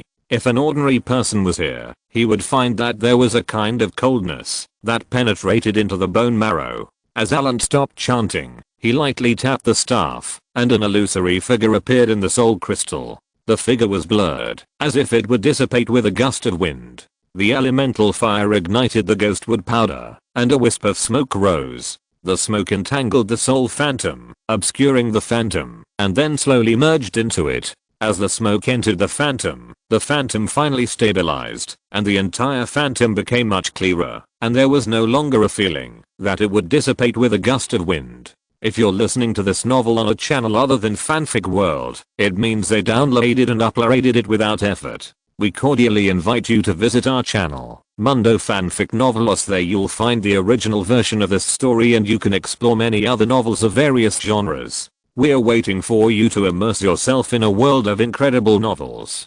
Chapter 170, Low-Level Tower Spirit 2. As the smoke decreased, the phantom became more stable. This soul no longer had any consciousness. Allen needed to construct rune arrays in the soul and soul crystal respectively. The tower spirit was somewhat similar to the artificial intelligence of the previous life on Earth, but the lowest level tower spirit was smarter than artificial intelligence. Soul construction. As Allen chanted, a grey spiritual light shot into the soul phantom, and the phantom began to change. Allen continued to shoot various spiritual lights into it. This was to build the template of the tower spirit. There are many types of tower spirits.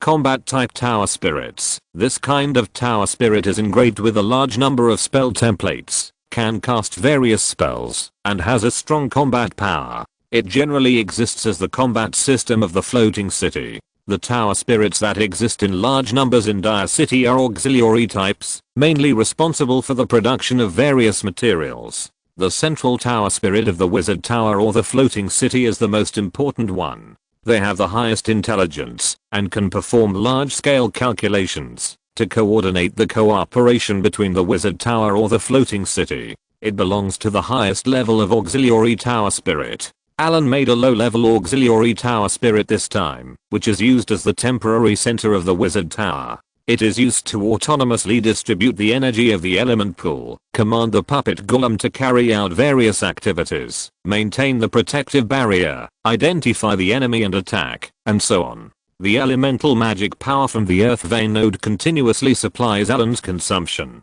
The soul construction spell takes a long time to cast. Allen's own magic power cannot cast spells for a long time, and must rely on the supply of the element pool. As time goes by, this originally grey soul has shrunk dozens of times, and turned into a crystal clear thing like crystal.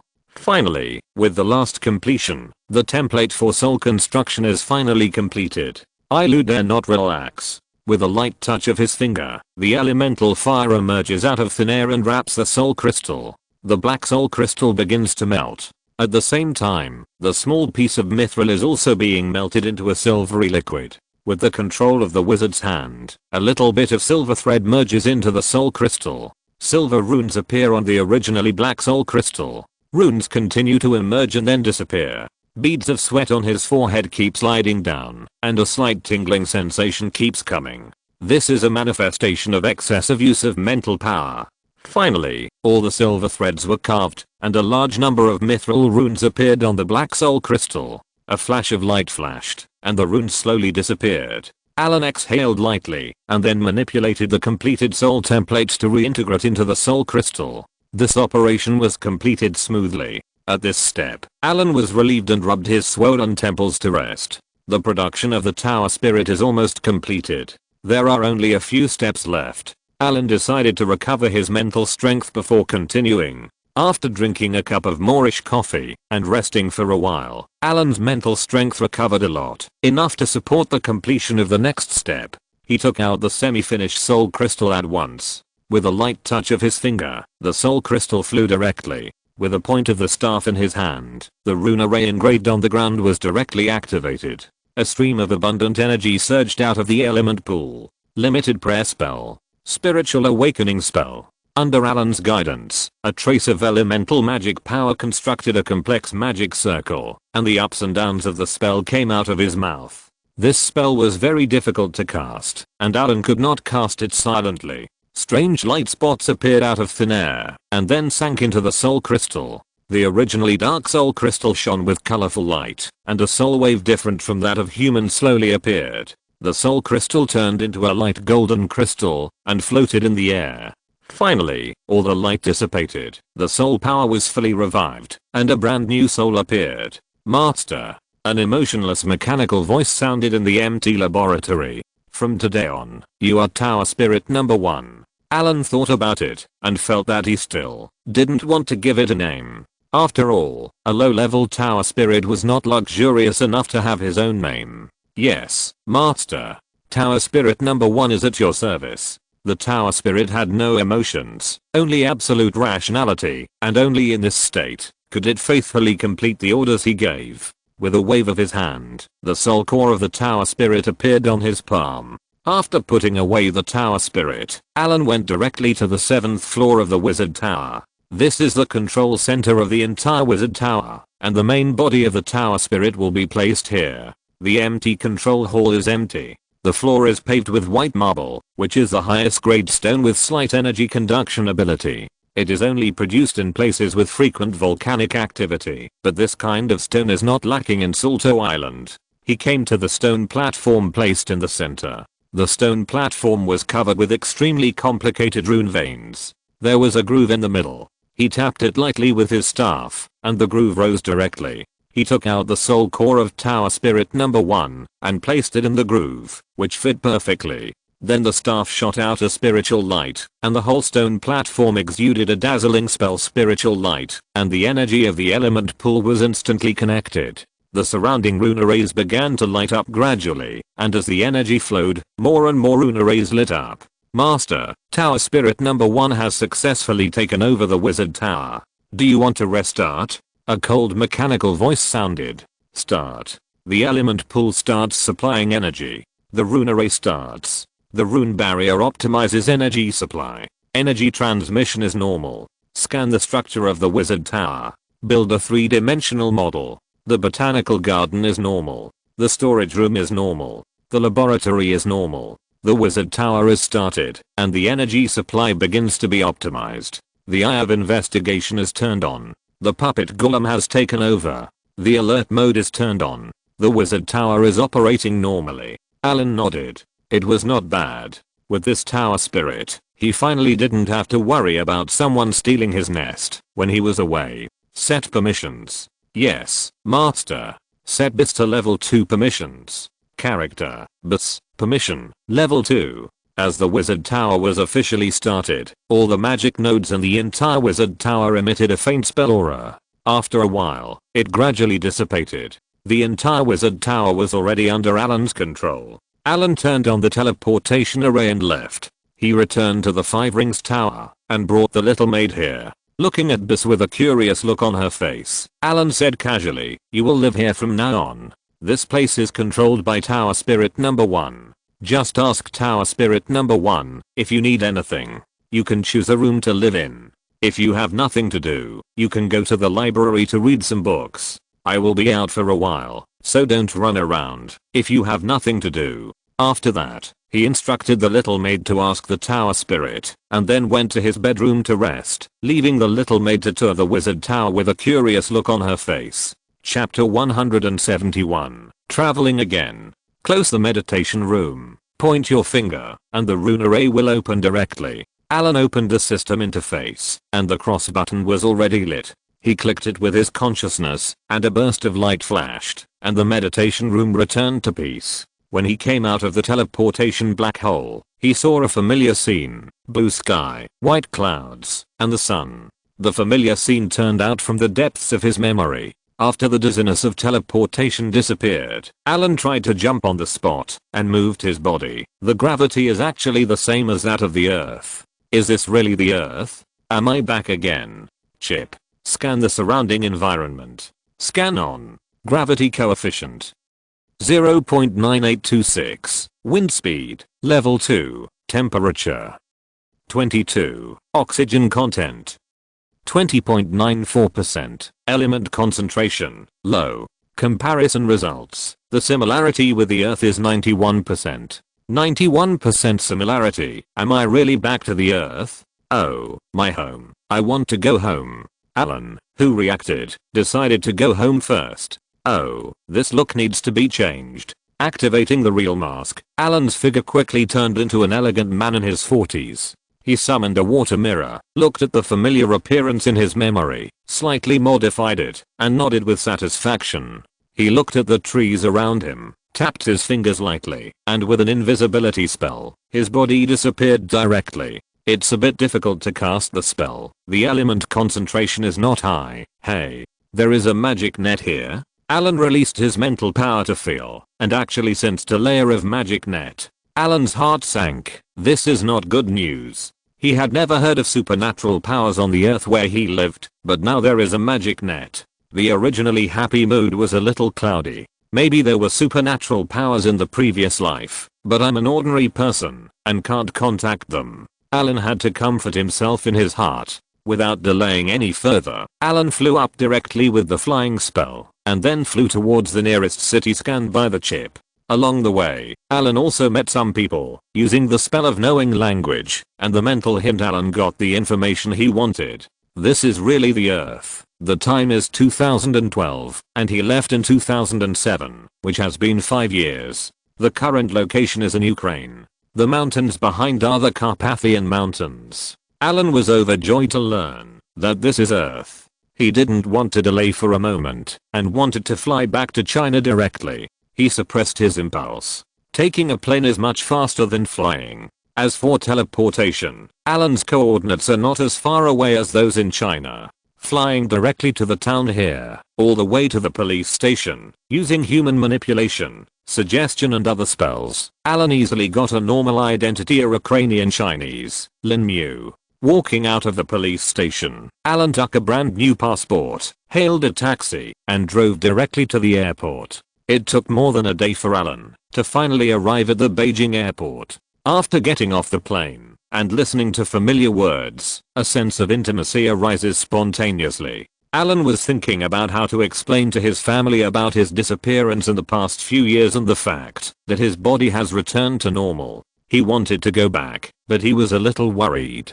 He came to the gate of the residential area where he lived with anxiety and hesitation for a long time. Allen finally made up his mind, hid in the corner and cast the invisibility spell, and easily entered the residential area. Looking at the familiar place, he came to the door of his home. He knocked on the door nervously, and soon there was a noise in the room. "Who are you looking for?" A strange female voice woke up Lin Mu, who was lost in thought. "Is this Li Yu's home?" Looking at the woman in front of him whom he didn't know, Allen had a bad feeling in his heart. "Li Yu. There is no such person here. You are in the wrong place." After saying that, he pulled the door and prepared to close it. Allen quickly blocked it and said excitedly, "It's impossible. I remember this is Li Yu's home. How could there be no one here? What are you doing? There is no Li Yu here. Let go, or I will call the police." The woman saw Allen's excited face and shouted fiercely. Allen reacted quickly, let go of his hand and said pleadingly, "I'm sorry, I'm just looking for my wife.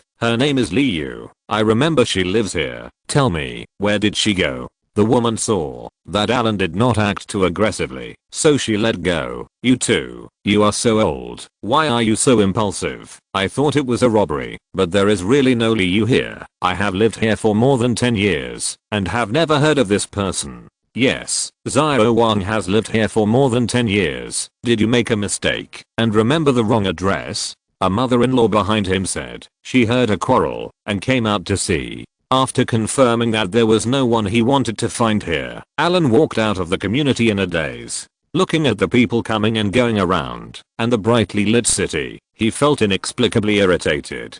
Disappeared. His family did not exist in this world. The biggest possibility here is the Earth in a parallel world. The same country and nation, but the people you are familiar with are not here. Allen's mental power spread out. As a second level wizard, his mental power can already cover a city, but it is still beyond the reach of such a modern city. Feeling the magic power around him, Allen found that the magic network of this world was not complete. He only felt 4 layers, and it was not easy to access it, which meant that the proportion of awake and spiritual power of mortals was rare. The spells cast by the 4-layer magic network were equivalent to the 4th ring spells in the world of Abyss, and the corresponding wizard world was only as strong as that of a formal wizard. He felt something strange when casting spells. Some spells could not be cast effectively. The laws of this world were somewhat different from those of the wizard world. They could only be cast after experimental adjustments, but the power was reduced. This world was equivalent to a low magic world. Allen was a little disappointed about crossing into this world. The low magic earth world might not be of much help to his strength improvement. But since he was here, he would just take a look around. If he wanted to leave, he would need at least a year to be full of energy. After getting ready, Allen did not plan to stay in China for long. After all, the domestic river crab gods were too powerful. Although this was a low magic world, who knew what would happen? After borrowing some money from a villa that looked very high-end, Allen took a plane and left directly. This time, he planned to go to the free lighthouse country. As a world dominated by science and technology, the experimental equipment of various biotechnology in the wizarding world is many times more advanced. Allen plans to take this opportunity to steal a complete set of experimental equipment. Oh, no, cross it out. Can the work of wizards be called stealing? I'm taking it openly. Chapter 172 Study. As a technological world, some of the weapons of mankind are not inferior to those of wizards, such as nuclear weapons, which are as powerful as the legendary magic of the wizard world. If there is a chance, Allen does not mind taking a few to study, or directly throwing them to the demons in the abyss to test their power. As the plane landed, Allen came to Los Angeles. Allen is very interested in the United States, the most technologically advanced and powerful country on the earth. This country has a superior geographical location, a vast land area, rich resources, and a large population. It almost occupies the best place in the world. Since the beginning of the gradual rise after World War I, it completely replaced Britain in World War II, and completely dominated after killing the Soviet Union. Basically, everything Allen needs can be obtained here. After changing his appearance to a European and American white person, Allen used the same method to obtain a new identity in the police station. Then he went to the University of Southern California to forge a doctoral certificate in biomedicine. Allen also used suggestion to change some people's memories so that they could know themselves. If you want to obtain various high-tech research equipment, you must have a suitable identity. After all, these things are also controlled items in the United States. Except for limited university laboratories, biological laboratories, and some top companies, other private individuals do not have this stuff. These things are custom made and will only be produced if an order is placed, so it is impossible to sneak into the manufacturer and take them away directly. The most reliable way is to join an advanced laboratory to learn how to use these instruments and then combine the wizard spells to make some special medicines. Medicines can be said to be a highly profitable industry in this world. After inventing several special medicines, you can buy top-notch experimental equipment in the name of establishing an advanced biomedical laboratory, and you can easily get a full set of equipment. As for whether Allen can make medicines in the future, hey, it's none of my business. With this real diploma, Allen went directly to some medical institutions to apply for jobs. After using some suggestion, Allen easily joined an advanced biomedical research institute in Los Angeles. The next few days were spent on continuous learning. With the useful spell of mental suggestion, these people were extremely enthusiastic about Allen. With the help of the chip, it only took him 3 months to learn not only the operation and maintenance of these instruments, but also various types of knowledge such as biology, genetics, cloning, etc. With the various spells of wizards, all kinds of things that seem to be fantasy in this world can be done. The wizard's research on blood is based on the nature of energy, while on Earth, there is more matter itself, and energy is rarely involved. Both sides have great limitations. For example, in the wizard world, there is no such thing as cells.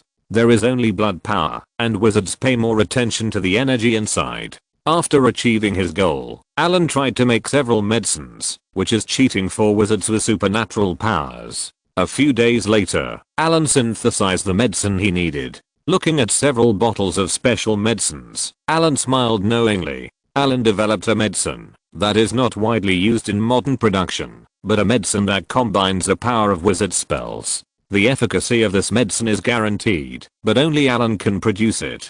The medicine only needs to pass clinical trials, and there will be a large number of rich people crying and begging to cooperate with him. As for applying for patents and setting up laboratories, they are trivial matters. They will clear the obstacles for you. It has to be said that large laboratory research institutes are indeed extraordinary. It is easy to pass the application and conduct clinical trials. The drugs made by Allen are used to treat several diseases with the largest number of patients. Once these drugs are proven to cure diseases and are not harmful, it means that a large amount of wealth is waving at you. Before Allen traveled through time, there was a successful fraud company in the United States. This company claimed that it could detect more than 200 properties in the human body through a drop of blood and could detect all known diseases. This company was sought after by capital from all over the United States and was called the Steve Jobs of the medical field. Even the President of the United States specially awarded him a medal.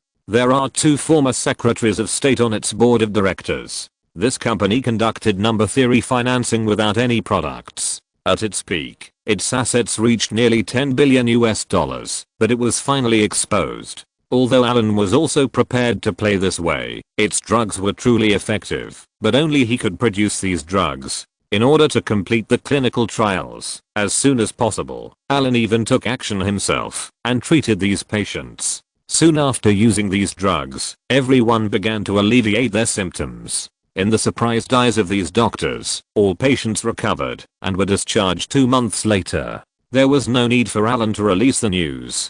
Some pharmaceutical companies came to him like sharks smelling blood. Although clinical trials were kept secret, it was a small matter for these giant pharmaceutical companies. When the matter was announced by the US Food and Drug Administration and passed the NDA test, the entire American media was frantically looking for the inventor of these drugs, but Allen had already hidden away and commissioned several lawyers to negotiate with those big companies. Allen was hiding away leisurely and lazy. As for applying for a patent, even if you were given a formula, you couldn't produce it. What's more, he didn't plan to produce it at all. As for the pharmaceutical companies that found out that they were cheated, if they wanted to trouble Allen, please travel to the wizard world first. After difficult negotiations, these drugs were jointly won by several companies. After signing the contract, the first thing was to build a top biomedical research institute, which did not require Allen to spend a penny. These people would send in all the most advanced instruments as quickly as possible, and Allen only needed to receive them. Scanning orbital microscopes, ultracentrifuges, and fluid cytometry machines that can detect atoms at the atomic level were delivered to the warehouse, and the laboratory began to be built. These companies delivered the equipment here as quickly as possible. After closing the warehouse door and checking that all the equipment was okay, he nodded with satisfaction, snapped his fingers, and a dimensional space appeared. After carefully loading all the equipment in, he looked around and found nothing was left. Then a white light rose, and Allen had disappeared in the empty warehouse. Allen had no guilt at all for cheating these big American companies. A few days later, when the people in those companies found that Allen had disappeared, he had already changed his appearance and left the United States. Chapter 173 Aboriginal Tribes. As the only country in the world that uses nuclear weapons in actual combat, the United States has the largest number of nuclear weapons in the world, and only the polar bear can compare. However, the polar bear has no money, so it is unknown how credible its data is. According to official disclosures from the United States, the number exceeds 7,000. The money spent on maintaining nuclear weapons each year is already an astronomical figure. These countries have signed a destruction agreement for the nuclear weapons that have become a burden. Allen said, I can help you recycle them, free of charge and pollution free. This is the 6th base. There are already more than a dozen nuclear bombs in total, which is almost enough. I don't know if those Americans will be crazy with joy when they see the nuclear bombs being recycled by me. After all, this saves a lot of destruction fees. Well, that's it. No need to thank me. Coming out of a secret base again, Allen looked calm. No one knows that just now. He has done so much for world peace and helped the United States successfully recycle a batch of large-scale weapons of mass destruction. If the Swiss Nobel Prize Committee knew about it, then the Nobel Peace Prize next year must be awarded to Allen. But doing good deeds without leaving a name is a traditional virtue in our country, so this award will be left to other people who need it more. So I made a happy decision. After finding what he needed, Allen prepared to go around in this world. The energy required for crossing was not full yet, so he couldn't leave, even if he wanted to. Since there is a magic network in this world, there is a high probability that there are extraordinary people. But Allen has been in the United States for half a year and has not found an extraordinary person. He plans to go to some places where many legends are circulated. The most widely circulated legend in the American continent is a legend of the Mayan civilization. This civilization has created many centuries and left a lot of unsolved mysteries. The most incredible thing is that this civilization actually has no wheels. Isn't it strange? This civilization actually doesn't have a simple wheel, and this civilization also has no horses. Now the horses in the American continent are all brought by Europeans. Then the question is, how did the Mayan civilization carry heavy objects? The Mayans also built pyramids. Although they are not as tall as those in Egypt, it is extremely difficult to complete them by manpower alone. Allen did not stay in the United States, but the United States will definitely be very lively for a while. He flew all the way to the border between Mexico and Guatemala using the flying technique. After buying a tourist map, Allen went directly into the tropical rainforest. The tropical rainforest here belongs to the floodplain. It is a mangrove forest. The ground has turned into a swamp. The smell of stagnant water and rottenness is everywhere. Many swamp creatures, poisonous snakes, crocodiles, various poisonous insects, etc. live here. If an ordinary person comes here, he may become a corpse in a few hours. Allen just released the dragon power on his body slightly, and these animals disappeared cleanly, as if they had encountered some terrifying beast. Turning on the chip scan, Allen slowly moved forward. He also found some demonized plants in the rainforest, and collected some for experiments. As he went deeper, he also found an indigenous tribe here. There were about hundreds of people living in thatched houses made of mud. They were very strong. After scanning with the chip, Allen found that the lowest physical fitness of these people was twice that of normal people. The bodies were painted in various colors, and some bone necklaces were hung around their necks. Some of the high-ranking people wore shiny stones, which should be polished gems. These natives liked to make head crowns with bird feathers. The old man in the lead was even more gorgeously dressed. This one should be the shaman of the native tribe. Allen even saw him using herbs and spell-like abilities to treat injuries for others. This was also the first time Allen saw a spellcaster on this earth. However, after scanning the chip, Allen gave up communicating with him. This shaman only had the spellcasting ability of an intermediate wizard apprentice. Just as Allen was about to leave, this group of natives suddenly gathered. An indigenous man who looked like a leader shouted loudly, and amp, %ash, roar, roar, roar. All the indigenous people shouted loudly. One by one, the indigenous people came out of the house and gathered together. A dozen of the strongest indigenous people, wearing grass skirts, painted their upper bodies with bright paints, holding weapons, bows, and arrows on their waists, then danced a kind of dance in a circle, shouting loudly, and there were a dozen indigenous people behind them beating leather drums. The drum beats were rapid, and made the blood boil. The rest of the tribe also followed the dance, shouting wow, wow, wow. A team of 6 natives divided into 2 groups, carrying a wild boar, a jaguar, and a wild deer. Then they were fixed to a wooden stick with a rope and walked out. The last one was the old shaman. The old shaman raised the bone cane in his hand, and the whole tribe instantly quieted down. Then he said a few words loudly, and the whole tribe was boiling again. But this time the dance became cheerful. A group of people carried things, and walked out with the rhythm of the cheerful drums. They are going to offer sacrifices. Allen rubbed his chin, looked at the actions of these people, and came to a conclusion.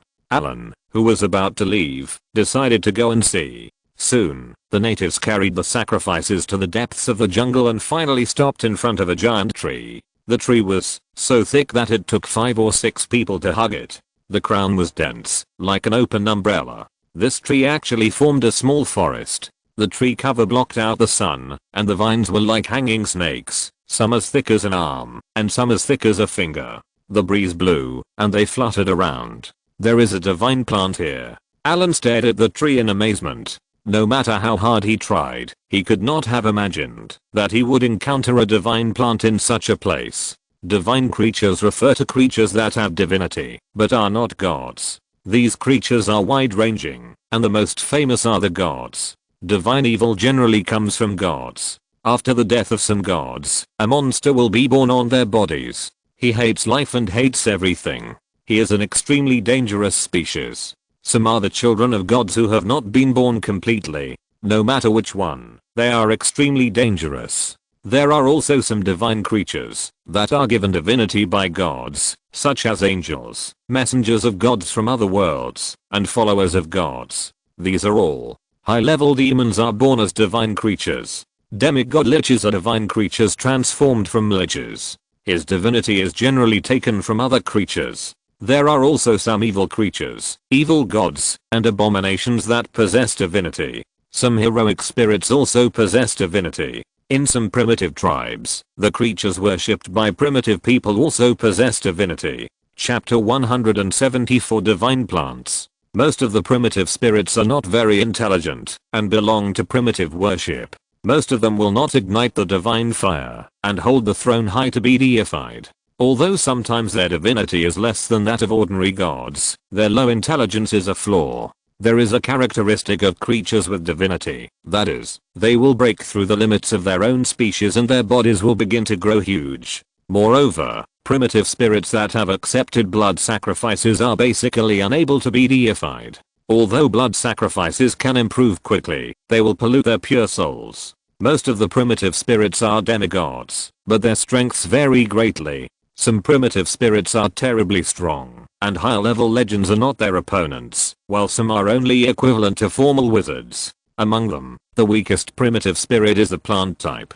The characteristics of plants make them grow slowly, and they cannot move, so they can only passively defend, and the wisdom of plants is very low. However, if the plant primitive spirit grows up, its potential is the highest. The most famous lord of nature is an oak tree, and there is also a tree of life deified among the main gods of the elves. The aura of the divine plant in front of him was not strong, about the level of a second-level wizard, and its intelligence was also very low. However, this tree was likely to have been worshipped as a god by this indigenous tribe for hundreds of years. Even if the population of this tribe was sparse, it should have accumulated some divinity. Allen looked at the tree greedily, like a dragon seeing a golden mountain shining with golden light, and it seemed to want to pounce on it. He suppressed the impulse in his heart, and turned his eyes to the group of natives. Soon, these natives came to the tree carrying offerings. %at and %. The indigenous shaman stood in front and shouted loudly. His voice was hurried, and his tone was full of excitement.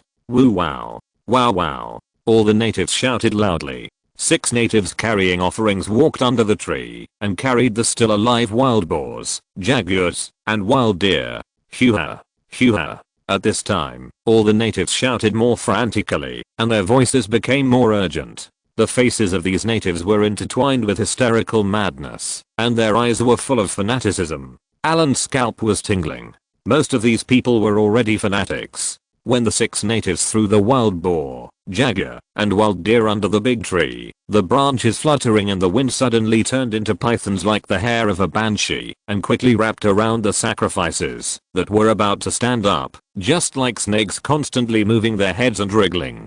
A little bit of liquid was secreted from the branches, and the entangled sacrifices kept wailing, and the shrill wails gradually became smaller. The flesh of the entangled sacrifices began to melt slowly, and the branches could even see substances wriggling in them. Nutrients were continuously transferred to the trunk. In less than a few minutes, the sacrifices had disappeared, leaving only some wooden ropes and a pile of white bones scattered on the ground. Allen found a large number of bones in the grass under the big tree. There were human bones and wild animal bones, which covered the entire area. Some bones were full of holes and dark yellow in color, as if they would break if touched. Looking at the bones all over the ground, it is conceivable that this sacrifice lasted for at least hundreds of years. Among these bones, Allen also saw some old-fashioned muskets. Judging from the degree of decay, they were at least hundreds of years old. They were probably the Europeans who entered this jungle during the age of exploration. There were also a lot of gold and gems on the bones. These might be the tributes that the indigenous people offered to the god. Over time, this wealth has accumulated to an astonishing amount. After the sacrifice, all the indigenous people left. Allen quietly approached the ogre tree, snapped his fingers, and a wind blade appeared, slashing directly at a branch. Clang! The branch, which was as thick as an arm, was not cut off, but only left a deep mark on the trunk. The branches of the attacked ogre tree suddenly came to life, waving around like a group of demons, but Allen had already dodged in advance. After swinging for a while, and not finding any enemies, the branches slowly drooped, as if nothing had happened. Allen continued to test, and soon found that the attack range of this ogre tree was limited, and the means of attack were even less. It only had branches to entangle, but the entanglement was very strong, and the branches were extremely tough, comparable to steel. Even if an adult elephant was entangled, it would not be able to break free, and would soon turn into nutrients. Moreover, this ogre tree was not a vegetarian. Allen found some vines growing well on the ground, and were not attacked. Allen also threw some fruits, but the plant ignored them. With low intelligence and no inheritance, he could only attack by instinct. It was not difficult to deal with this kind of divine creature. Allen had already seen a large number of divine crystals drowning him. This divine plant was sacrificed with a lot of flesh and blood, and has been transformed into an evil creature. However, relying solely on this tribe, it may not succeed even after hundreds of years. Leaving a coordinate here, Allen teleported directly back to the United States, and came directly to a gas station. Under mental suggestion, Allen easily gained trust, and then bought a lot of gasoline. He put several tons of gasoline into the dimensional bag, found an empty corner, checked that there were no cameras around, and used teleportation to come to the rainforest. The huge ogre tree stood quietly, and its branches fluttered in the breeze. With a slight movement of his fingers, he summoned the wizard's hand, and poured barrels of gasoline directly onto the tree. After the branches of the ogre tree swayed, and did not find any living creatures, they stopped moving, and soon barrels of gasoline were poured out. There was a pungent smell of gasoline around. After seeing that nothing was left out, he moved and flew up directly, followed by a red fireball with a diameter of 10 centimeters flying directly towards the ogre tree. As if sensing the danger, the branches of the ogre tree all flew up, but everything was in vain. The fireball hit the tree trunk directly. Boom. The burning flames rose up instantly. The ogre tree, which was covered with gasoline, was like a huge torch. It was ignited instantly. The huge flames rose into the sky. The flames soared hundreds of meters high. Waves of heat spread out in all directions, but it seemed to hit an invisible wall, and turned back directly. The ogre tree burned by the flames seemed to come alive in an instant. The burning branches danced wildly, like a flying fire snake. The huge tree canopy began to sway, and the roots on the ground kept churning. The surrounding land turned over, and countless burned branches fell one after another. At this moment, the whole ogre tree turned into a burning demon. Chapter 175 Divine Spirit. Allen stood in the air, looking expressionlessly at the struggling ogre tree. The huge flames had already illuminated the night sky red, and the indigenous tribes that had been resting in the distance were also boiling at this time, with waves of shouts coming. Finally, hundreds of indigenous people rushed to the ogre tree, kneeling down and kowtowed, but it was useless. Several indigenous people took various tools to fetch water from the nearby river and then poured it directly on the tree. However, when gasoline burns, it will not be extinguished when it encounters water, but will burst into a larger flame. The branches that were like a group of demons dancing wildly directly entangled several indigenous people who were too close, and the flames directly ignited these indigenous people along the branches. They screamed miserably in the flames, and soon they were burned into a piece of charcoal. The fire burned bigger and bigger, and the struggle of the ogre tree gradually weakened. Finally, it fell to the ground with a bang. A group of indigenous people fell to the ground in pain, as if the sky had fallen. The shaman danced madly to communicate with their gods, but received no response. The fire burned all night, and finally died out at dawn. The trunk of the ogre tree had been burned out, leaving only several meters thick branches standing straight. In Allen's eyes, the ogre tree was not dead. The divine creature had strong vitality, and its soul was still intact. Next, it was time to collect the most important spoils of war. Allen's eyes were full of stars, and he looked at the ogre tree greedily. He took out his staff and waved to lay a shielding barrier to completely block this place. After all, there are still satellites in this world. He took out a handful of ashes of the resentful spirit and gently raised it. The grey powder floated on the remains of the entire ogre tree. He muttered to himself that a cold negative energy gathered here. Allen heard a lot of whispers in his ears, as if countless people were whispering here. Soul resurrection. Allen directly awakened the soul of the ogre tree. A huge soul slowly emerged from the trunk. This soul was no longer in the shape of a big tree. Countless human faces appeared on the twisted trunk.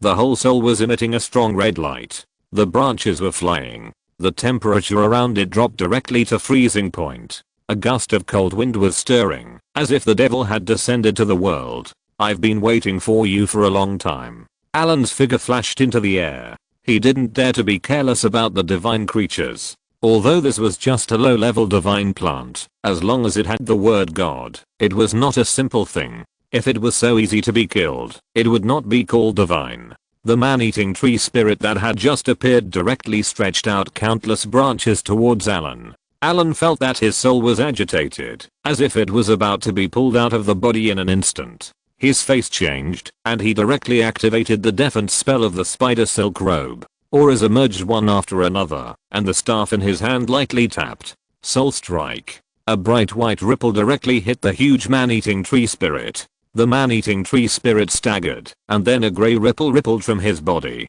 An evil breath rushed towards him. Allen seemed to see countless wronged souls rushing towards him. A chaotic voice in his mind interfered with Allen's spellcasting, and the magic power in his body was also ready to move, as if it was about to be sucked away. Roar. A roar to the sky, as if an ancient giant beast awakened from the long river of time. A burst of pressure broke out of the body, and directly swept away the surrounding fantasies.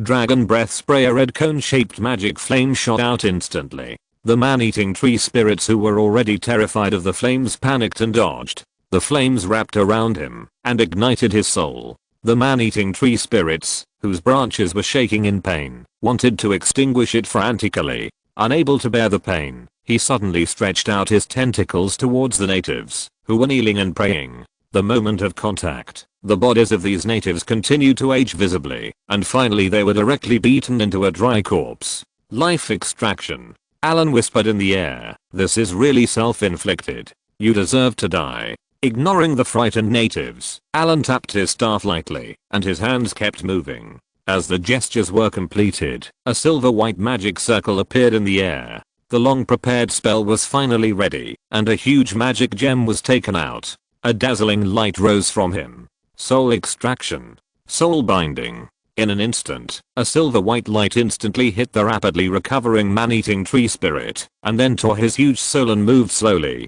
The man-eating tree spirit struggled frantically, but his soul firmly and slowly leaned towards Allen. Allen threw the magic gem in his hand lightly, and floated directly in the air. A dazzling light burst out, and the invisible suction tore the soul of the man-eating tree demon slowly approached. One by one, the twisted souls of humans and animals were torn out.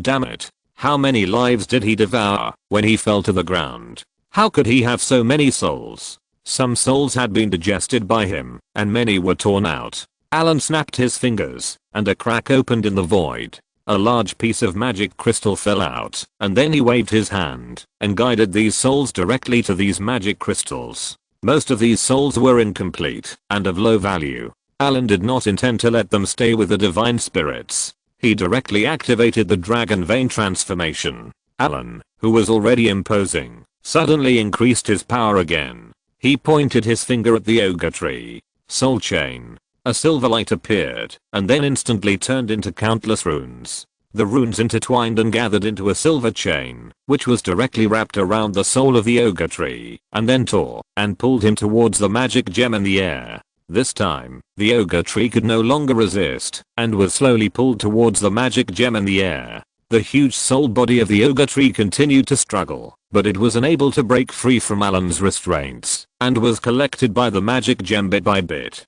Soul shock. Another silver white light hit the soul of the ogre tree fiercely, directly breaking a large number of waving tentacles.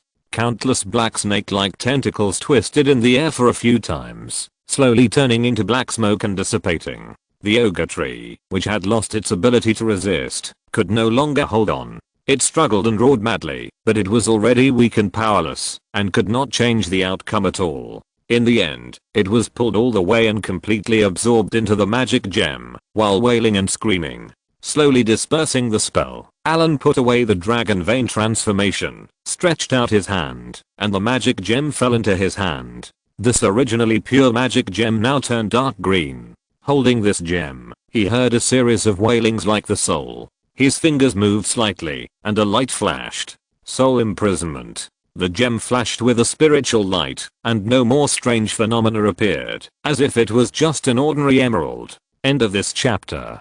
Thank you very much for reaching the end. Don't forget to like. Looking for more exclusive content and immediate access? Subscribe to our Patreon. Remember, every like, subscription, or donation encourages us to continue. Thanks to everyone. See you in the next video.